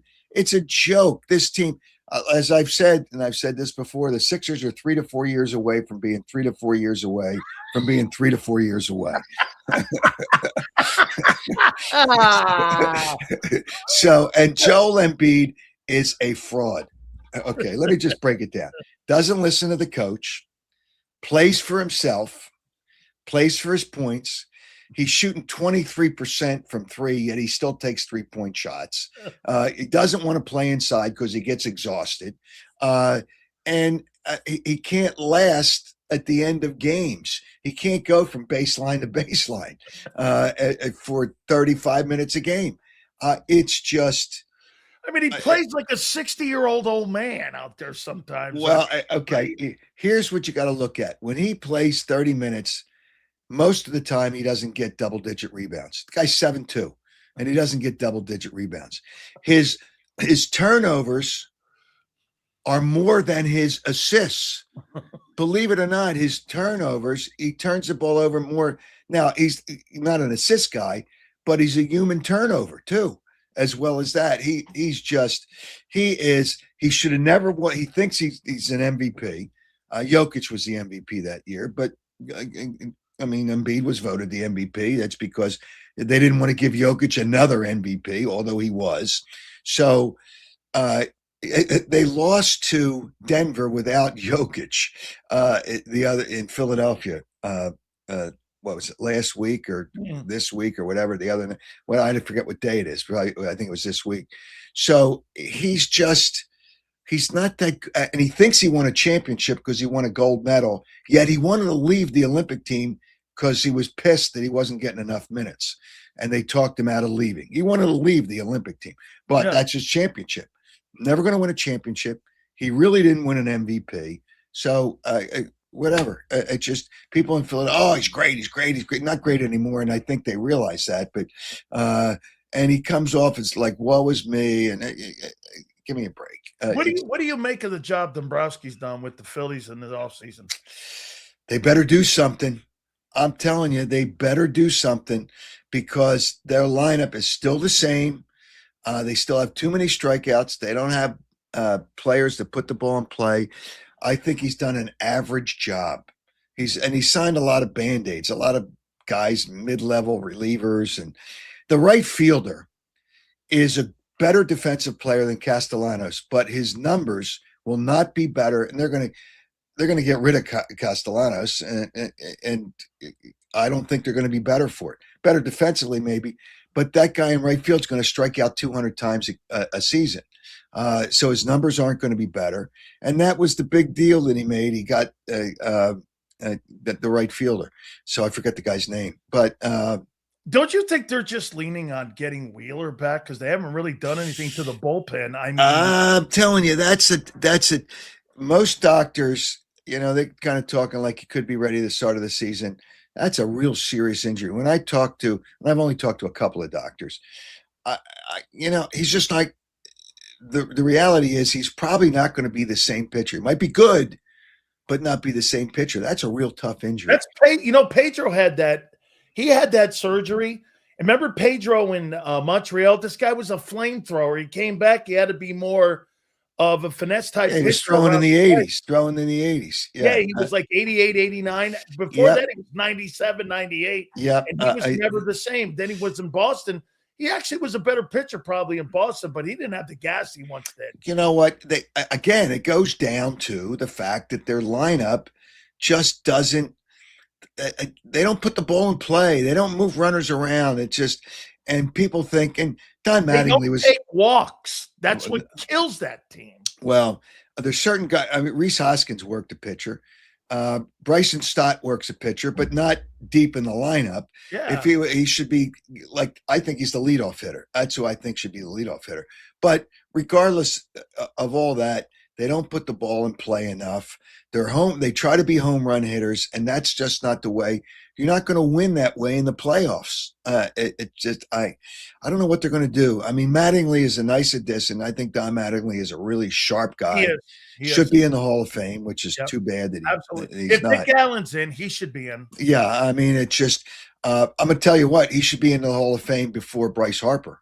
And people are going to talk Bryce Harper being a Hall of Famer. Bryce Harper won't have 400 home runs by the end of next year. And that doesn't get you in. 500. You don't think Harper's a Hall of Fame player? Not right now. No, I mean, how many times do you think he's driven 100 runs a year? I bet you it's 2 or 1. 2. 1 with Washington, 1 with the Phillies. Okay. And that's in 14 years. People say, he won the most valuable player award. Yeah, he did. 1 with Washington and 1 with the Phillies. He had good years, but he's never won a championship. And Washington won when he left. The year after he died. I know. So that's not his fault. But the reality is, dude, I think Machado's a better ball player than him. Oh, I think so too. Oh, I think so because Bryce Harper is good enough defensively. Machado's a terrific defensive player. Puts the ball in play. Hits about the same amount of home runs. Yep. His batting average is a little bit higher. Yep. A little bit, not much, but he'll put the ball in play. Hits at third base. He's spectacular over there. And the Phillies, I thought the Phillies were going to sign Machado instead of Harper, but this public outcry to get Harper, and I think that's why the Phillies went with Harper. They really were ready to sign Machado. What do you have coming up this weekend, my friend? Well, Saturdays I always have the people call in. And and they can whine and the Wildcard game too. Yeah, they can whine and bitch. I have a handicapper on each week, so I haven't figured out next week yet. But I had Herm Edwards, who was terrific on last night, Wednesday night. Herm was great. And the one thing, we all remember his famous news conference where you play to win the game. Yeah. So the question I asked him. Does he agree with Nick Sirianni not playing the starters? Yeah, well, he did what was best for his players. That's Herm. I asked you a question. Should he have played his starters? Well, if it was me, I would have played my starters. So that's the way he got around it. What's that? You think he made the right call on that? I thought it was the right call until I realized he could have got an extra home game. Well, yeah. Well, now, wait a minute now. If the Packers upset Yes, Bears, it gets him off the hook on that. Yes, it does. If the Bears win, the Philadelphia Eagles have never won a road game in the Sirianni era, and you take away the neutral site Super Bowls, they've never won in the Sirianni era on the playoffs on the road. Yeah, I until I realized they could have gotten an extra home game. By you got to play to win that game, and you could have taken him out when you saw, and it turned out it didn't matter because the Bears came back, they didn't win, but they were down 16-0. Yeah, you could have played him into the third quarter. Here's another reason I thought. Now the more I thought about it, at the time I said, it's not a big deal. They're still only going to have one home game, but I was wrong. But the other thing is, the last game that the starters played, they didn't score a point in the second half. Don't you want the starters to feel good about what they're doing? Half. I would have got a lead. Play them at least into the second quarter. Yeah, at least into the second quarter. So I like Nick Sirianni as a head coach. I really do. But I don't think, and he may escape. he may escape that decision. But, all these coaches that are scared if you're scared, get a dog. I'm so tired of coaches. Well, I want to rest them. Well, Angelo worry about injuries. What's that? Angelo thinks he's a traffic cop, Well, Angelo doesn't. He's never liked any head coach that's been here. Tell me what head coach or manager that Angelo's liked in Philadelphia. There's not one. Right? No. I mean, Vince Lombardi could have been the coach here, and he would have hated him. He hates Andy Reid's the best coach in football, and he may be the best coach ever. But I know he doesn't like. But they could have had Vince Lombardi. They could have had Bill Walsh. They could have had. He liked Doug. Oh, he did. Yeah, he likes Doug. Okay. All right. Did you like Doug? Yeah, I did. I did like Doug. I did like that. Well, that's one. Did you like Chip? He did leave you Stoutland and got you Lane. Well, no. He did not want Lane. You don't know the story behind that. Right. He didn't want Lane. He wanted who was the linebacker from Oregon? Jordan something. So it was drafted the pick before the Eagles. Drafted by Miami. The third pick, the Eagles had the fourth pick. Oh, that kid was a stiff, too. DeAndre Jordan or something like that. Yeah. That's the guy. That's the player he was. So don't say he got. It's like saying Daryl Morey got Maxey. Eldon Brand. Daryl Morey was only here for a week. Deion Jordan. What's that? Deion Jordan. Okay. That's who he wanted. And he was stuck with Lane. So, don't give him credit for that. Yeah, you're right. But I like Chip. I stay in touch with him once in a while. I'll text him. It's just, now he's got another job. Chip was always going to be coaching. And I wish him luck at Northwestern, but he was not a good pro head coach. I got fooled by all. Get the Bucs job. The Bucs, when I was on the air down there, the Bucs had offered him a 3-year contract at $5 million.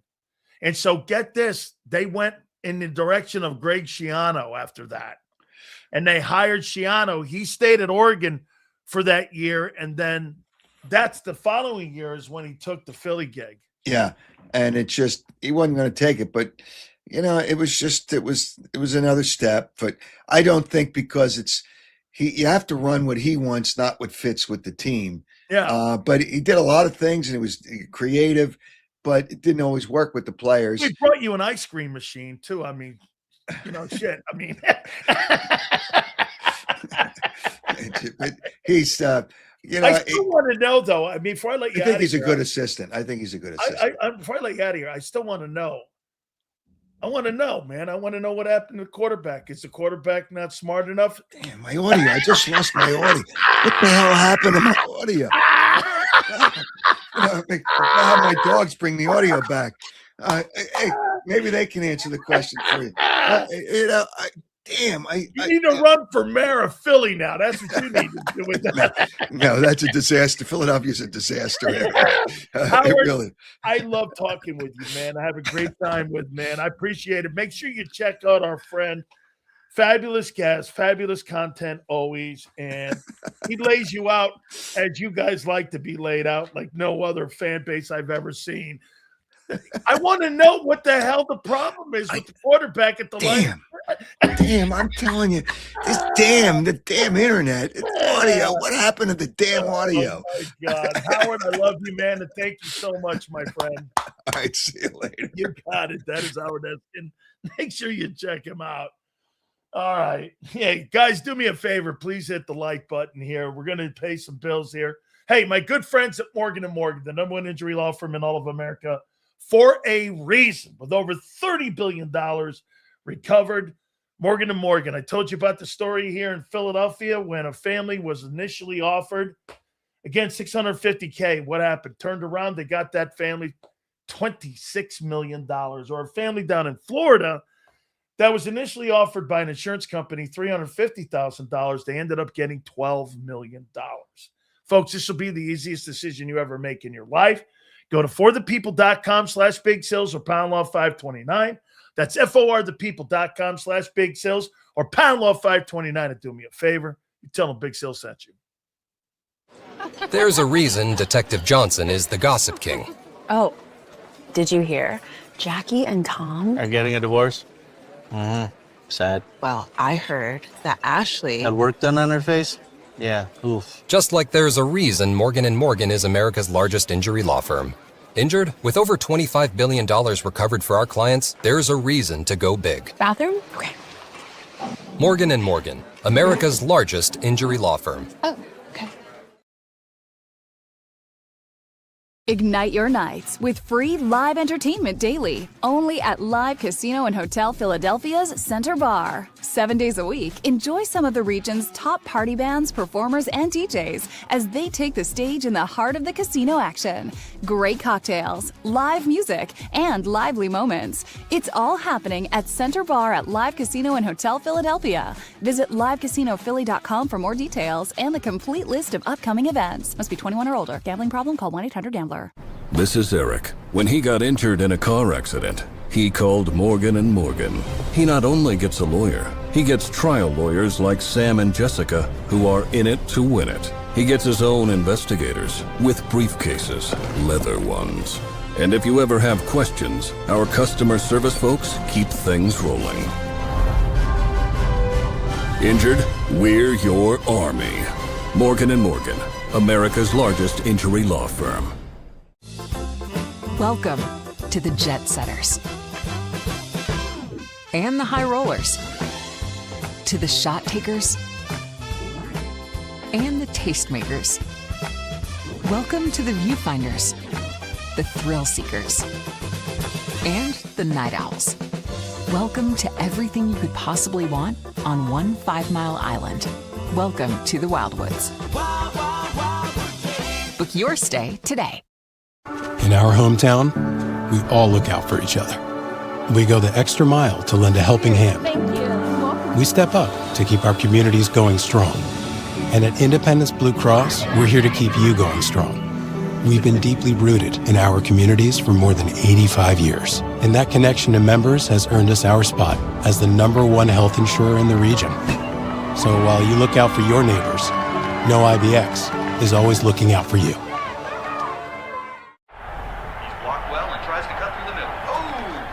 Your gut says Miami is going to win, and you should take the over. Your gut also said your NFT selfies would only go up in value. They didn't. But your head is on Sports Grid and knows the QB is in concussion protocol. The backup has a 45 QBR against the zone coverage. The New York D has the most sacks in the league. So yeah, trust your head. It's smarter to be on Sports Grid. EAGLES. Eagles.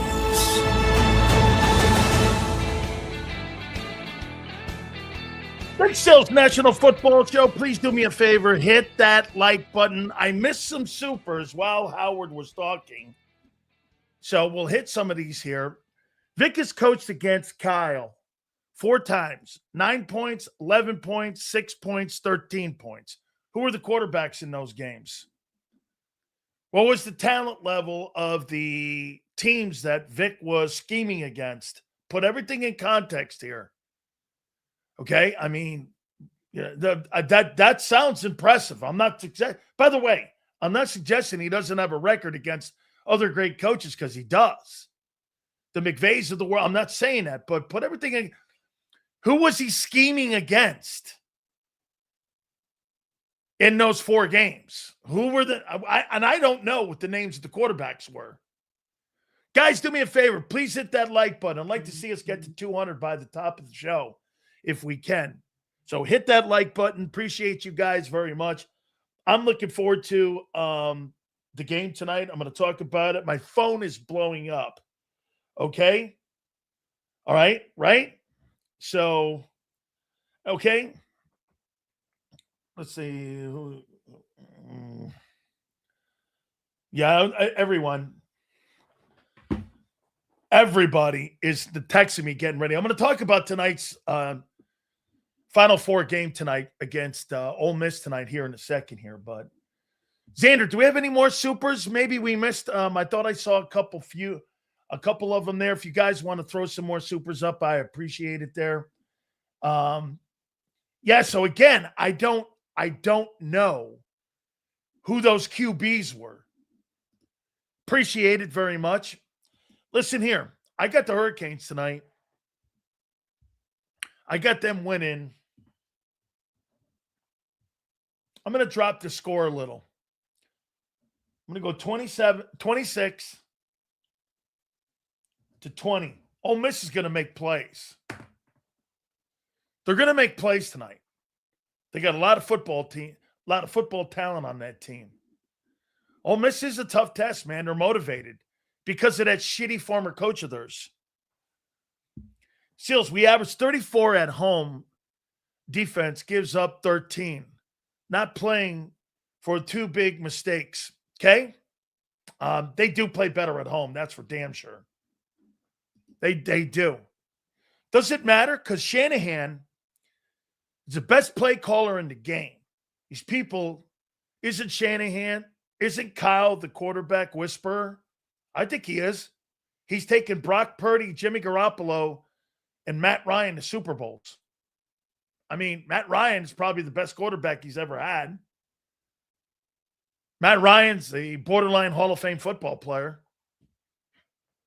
Matt Ryan is probably going to be like knocking on the door one day and potentially making it to Pro Football's Hall of Fame. I don't care for Miami, but I'm pulling for you, Sills. Thank you very much. Appreciate it. Championship game in Tempe. Ugh. I played in a title game there. Yeah, I'm not there. I won't go to Tempe. Every time I drive by that stadium, my daughter has rugby games in Phoenix. Not me. You'll never catch. The Fiesta Bowl wants me to go a few times. I got a bunch of things that they send me. They send me new pins and they sent me a bunch of stuff inviting me to go. No way. No way. I'm not walking into a house of horrors. I posted something the last time I was there, and we had a phenomenal game. In a loss. Can't count it because we lost. I have no idea about the game tonight, but the real championship game is tomorrow. I feel you. Oregon, Indiana. Those are two of the best teams, I would say also. Yes, I agree. Reuben Bain will be a Will Anderson type of defensive end in the NFL. 6'3.5", closer to 6'4", 270 pounds. I think he's a 450 bench presser. I think he runs a 4'4", 4'5". He's one of the most gifted players we've had come out of Miami. And, most of our guys were linebackers, defensive tackles, cornerbacks, and safeties. Like really great edges. What you would have to say the best edges we've ever had are Calais Campbell, Ted Hendricks is the greatest. And Jalen Phillips has been great. The kid Russo up in Buffalo has been pretty good. That came out of Miami. Not real big on the edges and at the next level. Most of the guys were interior-wise. Okay? Seals, I think every playoff game we play is 50% chance to win. Our defense keeps us in every single game, and our offense keeps our opponent in every game. I think that's a spectacular take. Anybody who says this, coming up on Sunday, that the offense is going to do something special, it's wishful thinking. It's hope. That's the strategy. You're hoping that happens. How about this? Heading into the playoffs a year ago, and I'll ask you this. You feel more comfortable heading into this playoffs than you did last year? Of course you don't. Last year, you were running people over. You were dominating people on both sides of the football. If you think about it, after that bye, you could have shut the league down. It was Philadelphia's postseason to lose. Philadelphia going into the postseason last year? Shit, man. Right? probably the 5th pick. Miami's going to have how many first rounders this year? I think we're going to have 3. This will be one of the better years we've had in a long time. How many first rounders?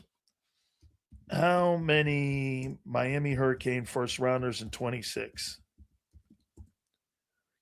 First rounders in the draft in April. And the 26. I think there's 3.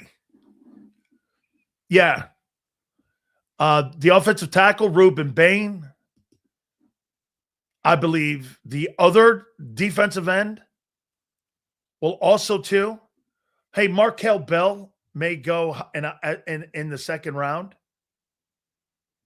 But I think that there's going to be quite a few football players that are going to come out of Miami that are going to be, Francis Magawa is going to go in the first round. I don't believe Carson Beck's going to get. Reuben Bain's going to. I think Mark Fletcher, their running back, that kid you see. I think if I'm not mistaken, I thought he came from Oregon State, and he's a transfer.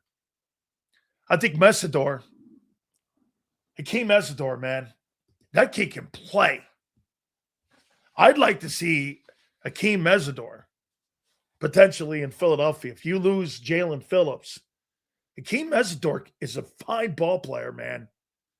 And who he's been coached by in college? Do you know? He's coached by Jason Taylor. So Jason Taylor has been coaching these defensive ends. So I think the offense could take advantage and get momentum for a bad defense in San Francisco, and that could carry over. That's what you're hoping, man. I think so. I don't like saying that. Is the U back? I keep being asked this question. I got a guy from the ESPN asked me this yesterday. I got a guy from Sporting News asked me it this morning. And I said, if you keep asking me that question, is the U back? Then they're not back. When you stop asking that question, are the Miami Hurricanes back? Is the program back? You'll stop asking that. Okay? So Miami's fool's gold, having beaten A&M and Ohio State and beat them up. Twiz, what's fool's gold? They beat a team that everybody this year says was unbeatable in Ohio State for 10 weeks. Wasn't like they beat Tulane or JMU. They beat Ohio State and A&M. Fool's gold? Okay. What do you mean what they win? They won for opportunity to play in a national championship setting. You're making it sound like they beat stiffs. Okay, Ohio State's. Well, guess what? Notre Dame and Ohio State are sitting at home now, and they're getting ready for the portal. Okay? Notre Dame's at home moaning. Got to finish? Well, we'll see tonight. Fool's gold beating Ohio State. All right. Well, they did a better job beating Ohio State. They did a better job beating Ohio State than Indiana did. Eagles are fool's gold, Sills. I don't think so. I don't. They played 2 good teams this year. And they've won games playing shitty. There's a value to that. Hey, man, they played poorly. Did they win? Yeah. The Cowboys, on the other hand, play shitty and lose. Lies the difference, once again, between Cowboys and Eagles. Okay? Stole Notre Dame's playoff spot? How about this one? Every time somebody says that, explain this to me then. Miami beat them and beat a team that beat them that put 41 on you. How did they steal it? Under one maniac message, Reyes, did you think? A team they beat put 41 on you. Miami held them to 3 points. And they beat you. What did they steal? Your pride? What did they steal? Get this. Notre Dame wants things handed to them. Notre Dame wants it handed to them. That's what they want. They want it handed to them. They don't want to earn anything. And we just want it handed to them. Alabama went into the playoffs because why? They were jobbed the year before. And if Alabama wins 10 games a year, Alabama's going to the playoffs. They're going to the playoffs. So here, Sig goes, let's go Ole Miss. I don't mind that story. You know why? Lane Kiffin I would never send my kid to play for that guy. So yesterday morning, he recalled two coaches, not to coach in tonight's game.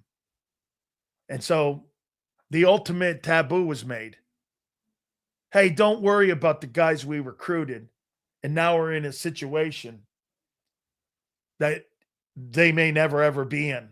That's a chance to win the national championship and beat Miami and move into the title game.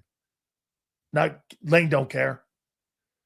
Lane is a scorched earth guy. Hey, you think Lane Kiffin wants that team to win the national title without him there? No way. Would you? That'd be like Jason Kelce rooting for the Eagles to win the Super Bowl over his brother, like he did. He rooted for the Kansas City. He didn't root for the Eagles. Jason Kelce rooted for the Chiefs to beat you last year. But you guys forget that? Hey, just saying. Yeah, no, I believe that.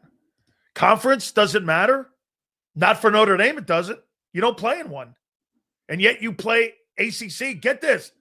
Conference doesn't matter. You're talking about yourselves. Notre Dame doesn't play the conference. I mean, everything you said is dumb. Well, then again, you're like 0 for Harper, 0 for 28. Normal for M. Reyes, taking an 0 for or taking a collar. Lane already on to LSU. That's a shame. Yeah, no, he don't give a shit about the players that are left behind. Those are the guys that he recruited and told families and told moms and dads that he would treat like his son. So it's okay for Saban to do it when a championship at LSU and leave kids that sign. I didn't say that was good. I think actually there should be some guardrails, but that's an SEC thing. If the SEC wanted to stop that, they would do this. Hey, you can't, I don't give a, and they would change the calendar. The portal's open tonight during the playoffs. Okay. You mean your programs are talking to other kids? Which means this. Are you talking to players that are actively the Final Four teams on potentially trying to perch those players off those teams and cherry pick those team guys off the team by talking to their agents after the game, jump into the portal and go somewhere else because of higher money? How about this? Whoever wins a national title, how do you know a program's not going to come up and go, tell you what, not Reuben Bain, Malachi Tony. Xander brought this up. Malachi Tony catches 3 touchdowns tonight for Miami. Because the portal's open, he catches 3 touchdowns tonight. Tomorrow morning, his agent calls Malachi and says, hey, listen, Auburn's got a new coach in Alex Golish. They want to pay you $7 million to come and play at Auburn. How do you not leave Miami? I would. You think I'm staying behind? If somebody's offering me $7 million or $5 million to go play? Who in their right mind wouldn't? You mean to tell he's a freshman? So you potentially have 2 more years with that kid. So why not just do this? Well, I'll take the $5 million at Auburn. You mean to tell me I can leave Auburn with $10 million in my pocket before I even get drafted? Right? Makes no sense. Sills, let's go over the over and under on the Miami game. What is it? Let me take a look at that here.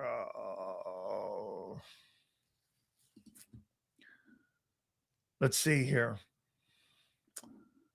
what the over is on this game. I'm not sure. I think you may see some. I don't know if you're going to see points in this bad puppy tonight. What's the over-under on this thing? I'm not saying. Oh, here it is.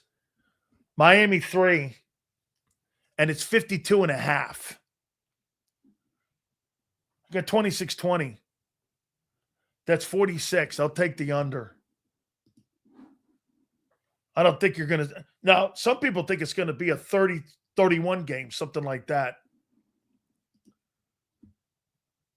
Just amazing Kiffin get all the flack in the king of college football. So do it's okay. What part of the game is that? And he's the king of college football. Dodd, I don't know what he's ever won. Show me where Lane Kiffin's won. Where? Ole Miss. Okay. Where else? SC? No. Tennessee? No. FAMU? I mean, not FAMU. FAU? Okay. That's Sun Belt. Where did he win? Where's Lane Kiffin won? Kurt Cignetti's the guy. The guy at Indiana. Dan Lanning has done a great job up in Oregon, too, by the way. He's done a sensational job. To me, Auburn got the second best wide receiver in college football. Auburn's got, and you're getting Byron Brown from USF, 3,100 passing yards and 1,000 yards rushing. I thought he was the best quarterback in the state of Florida. He was. He was the best quarterback. DJ Langway and Carson Beck. Who else? The kid Castellanos up in Florida State. I thought the best quarterback in the state of Florida was the kid at USF. Am I a fan of the Hurricanes?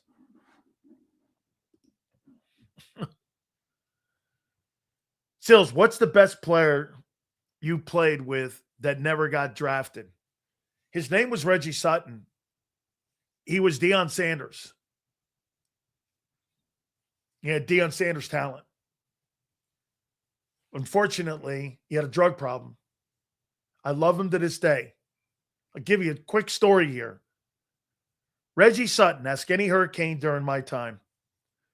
47 vertical. 4.3 flat 40. 6'1", 2 corner.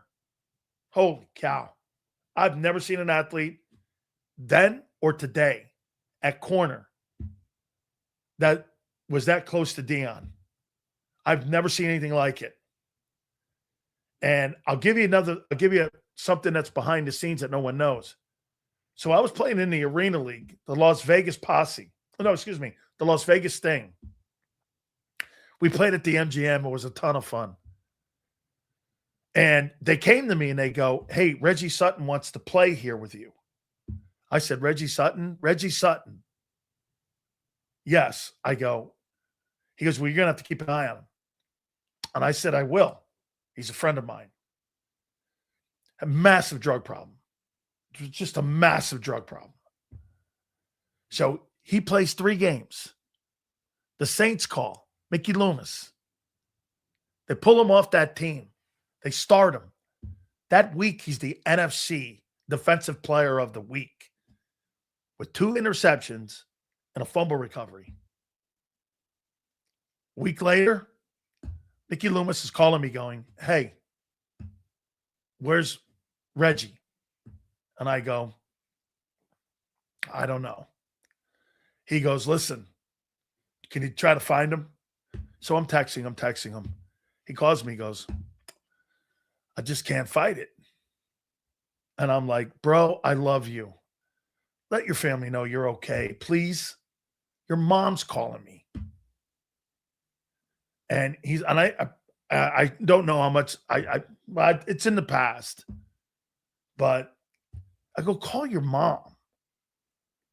I mean, your mom's sitting there by herself in Overtown. Call your mom. End of his career. Totally imploded his career and blowtorched it. My wife knew him too. Shame. God, man, I've never seen an athlete in my entire life. Ask any Hurricane, Michael Irvin or anybody that played during my time. I've never seen anything like him. Like I said, 47 vertical, 4.3 40. Skills you've never seen, like Dion, but he hit. Played in the first national title game as a freshman. He stepped on campus. You just did this. What the hell am I looking at? You're like a cyborg. I've never seen an athlete like Bo Jackson shit. Like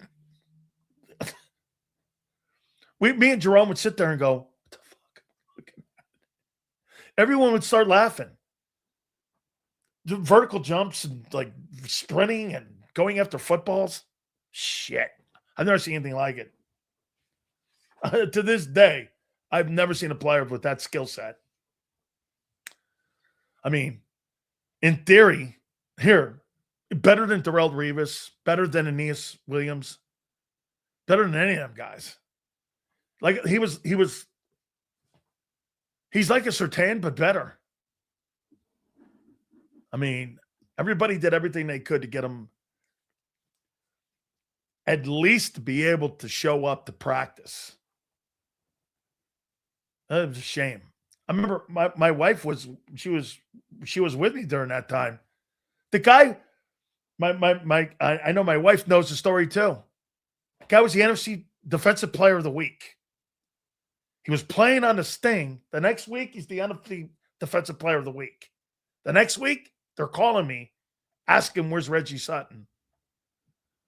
The Saints were calling me. Hey, he's your guy. I'm like, I know.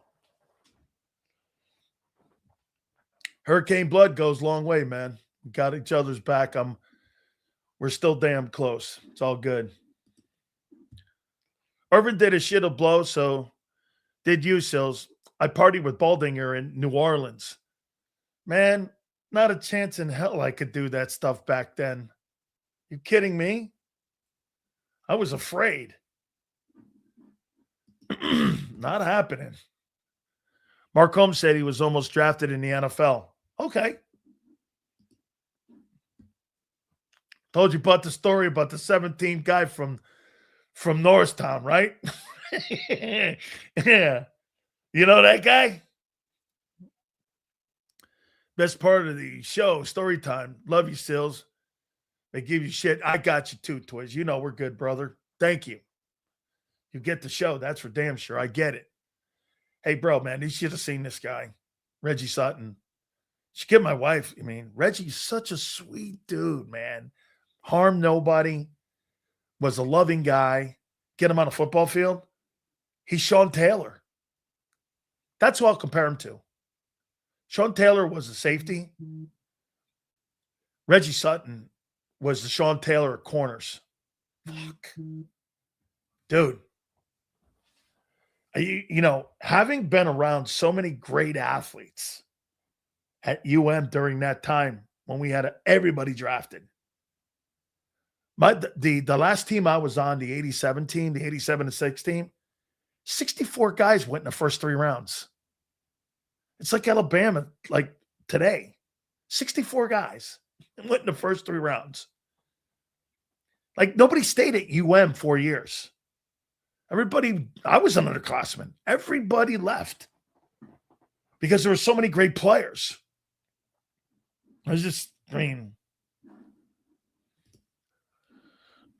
What put him over Revis in your eyes? His skill set. So here, 3 and out. In practice, he's going against Eddie Brown, first rounder, Michael Irvin, first rounder, Brett Perriman, Pro Bowler. Those three players, okay? Brett Perriman, Michael Irvin, and Eddie Brown were all first-round draft choices. Shut them down like they were nothing. Just shut them down. They could never get anything on them. They used to pull them out so those guys get some work. This guy was shutting guys down. They were the same age. Like people like Sean Taylor, no doubt, great player. I loved the kid. I helped recruit him. Reggie's better. I mean, just he was better.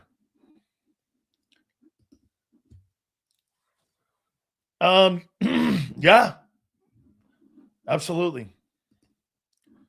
In Miami, heat and humidity is insane. Took me 18 months.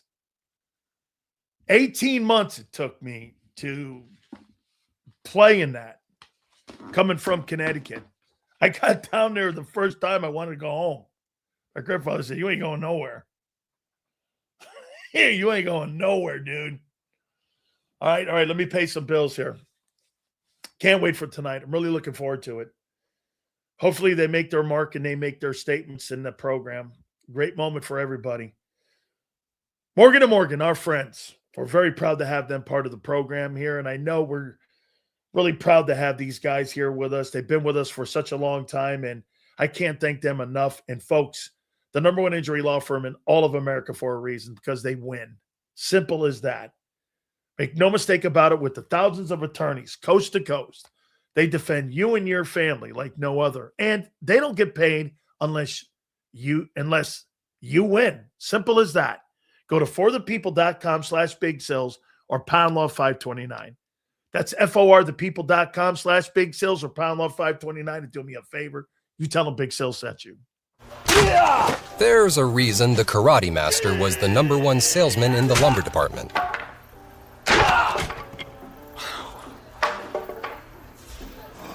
Karate. Just like there's a reason Morgan & Morgan is America's largest injury law firm. Injured? With over $25 billion recovered for our clients, there's a reason to go big.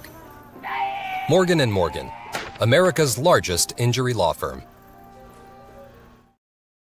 Ignite your nights with free live entertainment daily, only at Live Casino and Hotel Philadelphia's Center Bar. 7 days a week, enjoy some of the region's top party bands, performers, and DJs as they take the stage in the heart of the casino action.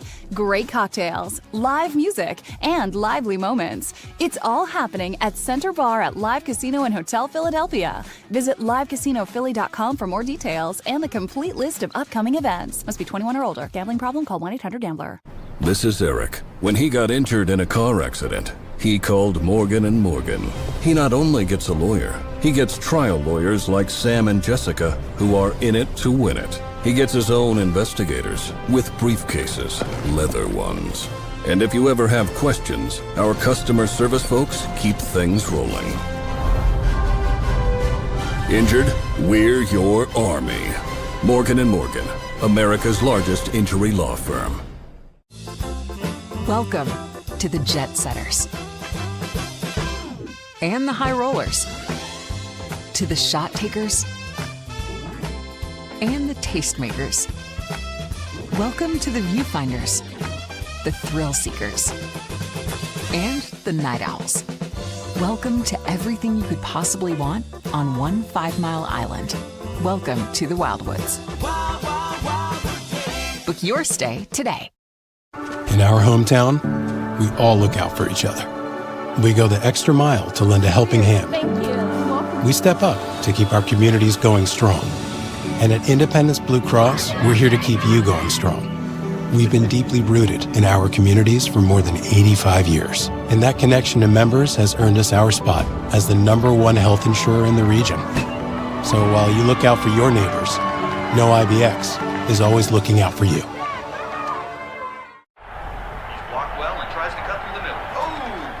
Your gut says Miami is going to win, and you should take the over.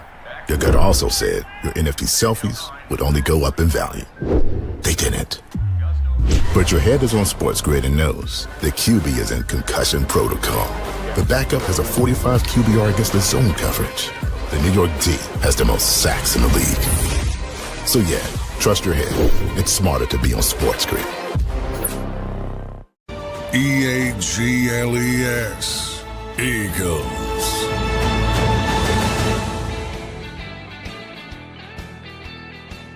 Guys, I appreciate you very much. Looking forward to a football Friday here. Let's see what happens tonight with the Hurricanes. Got another game tomorrow, Oregon, Indiana, and we will catch you then. Please do me a favor. Make sure you hit the like button. We will see you tomorrow, 2 to 6 Eastern time.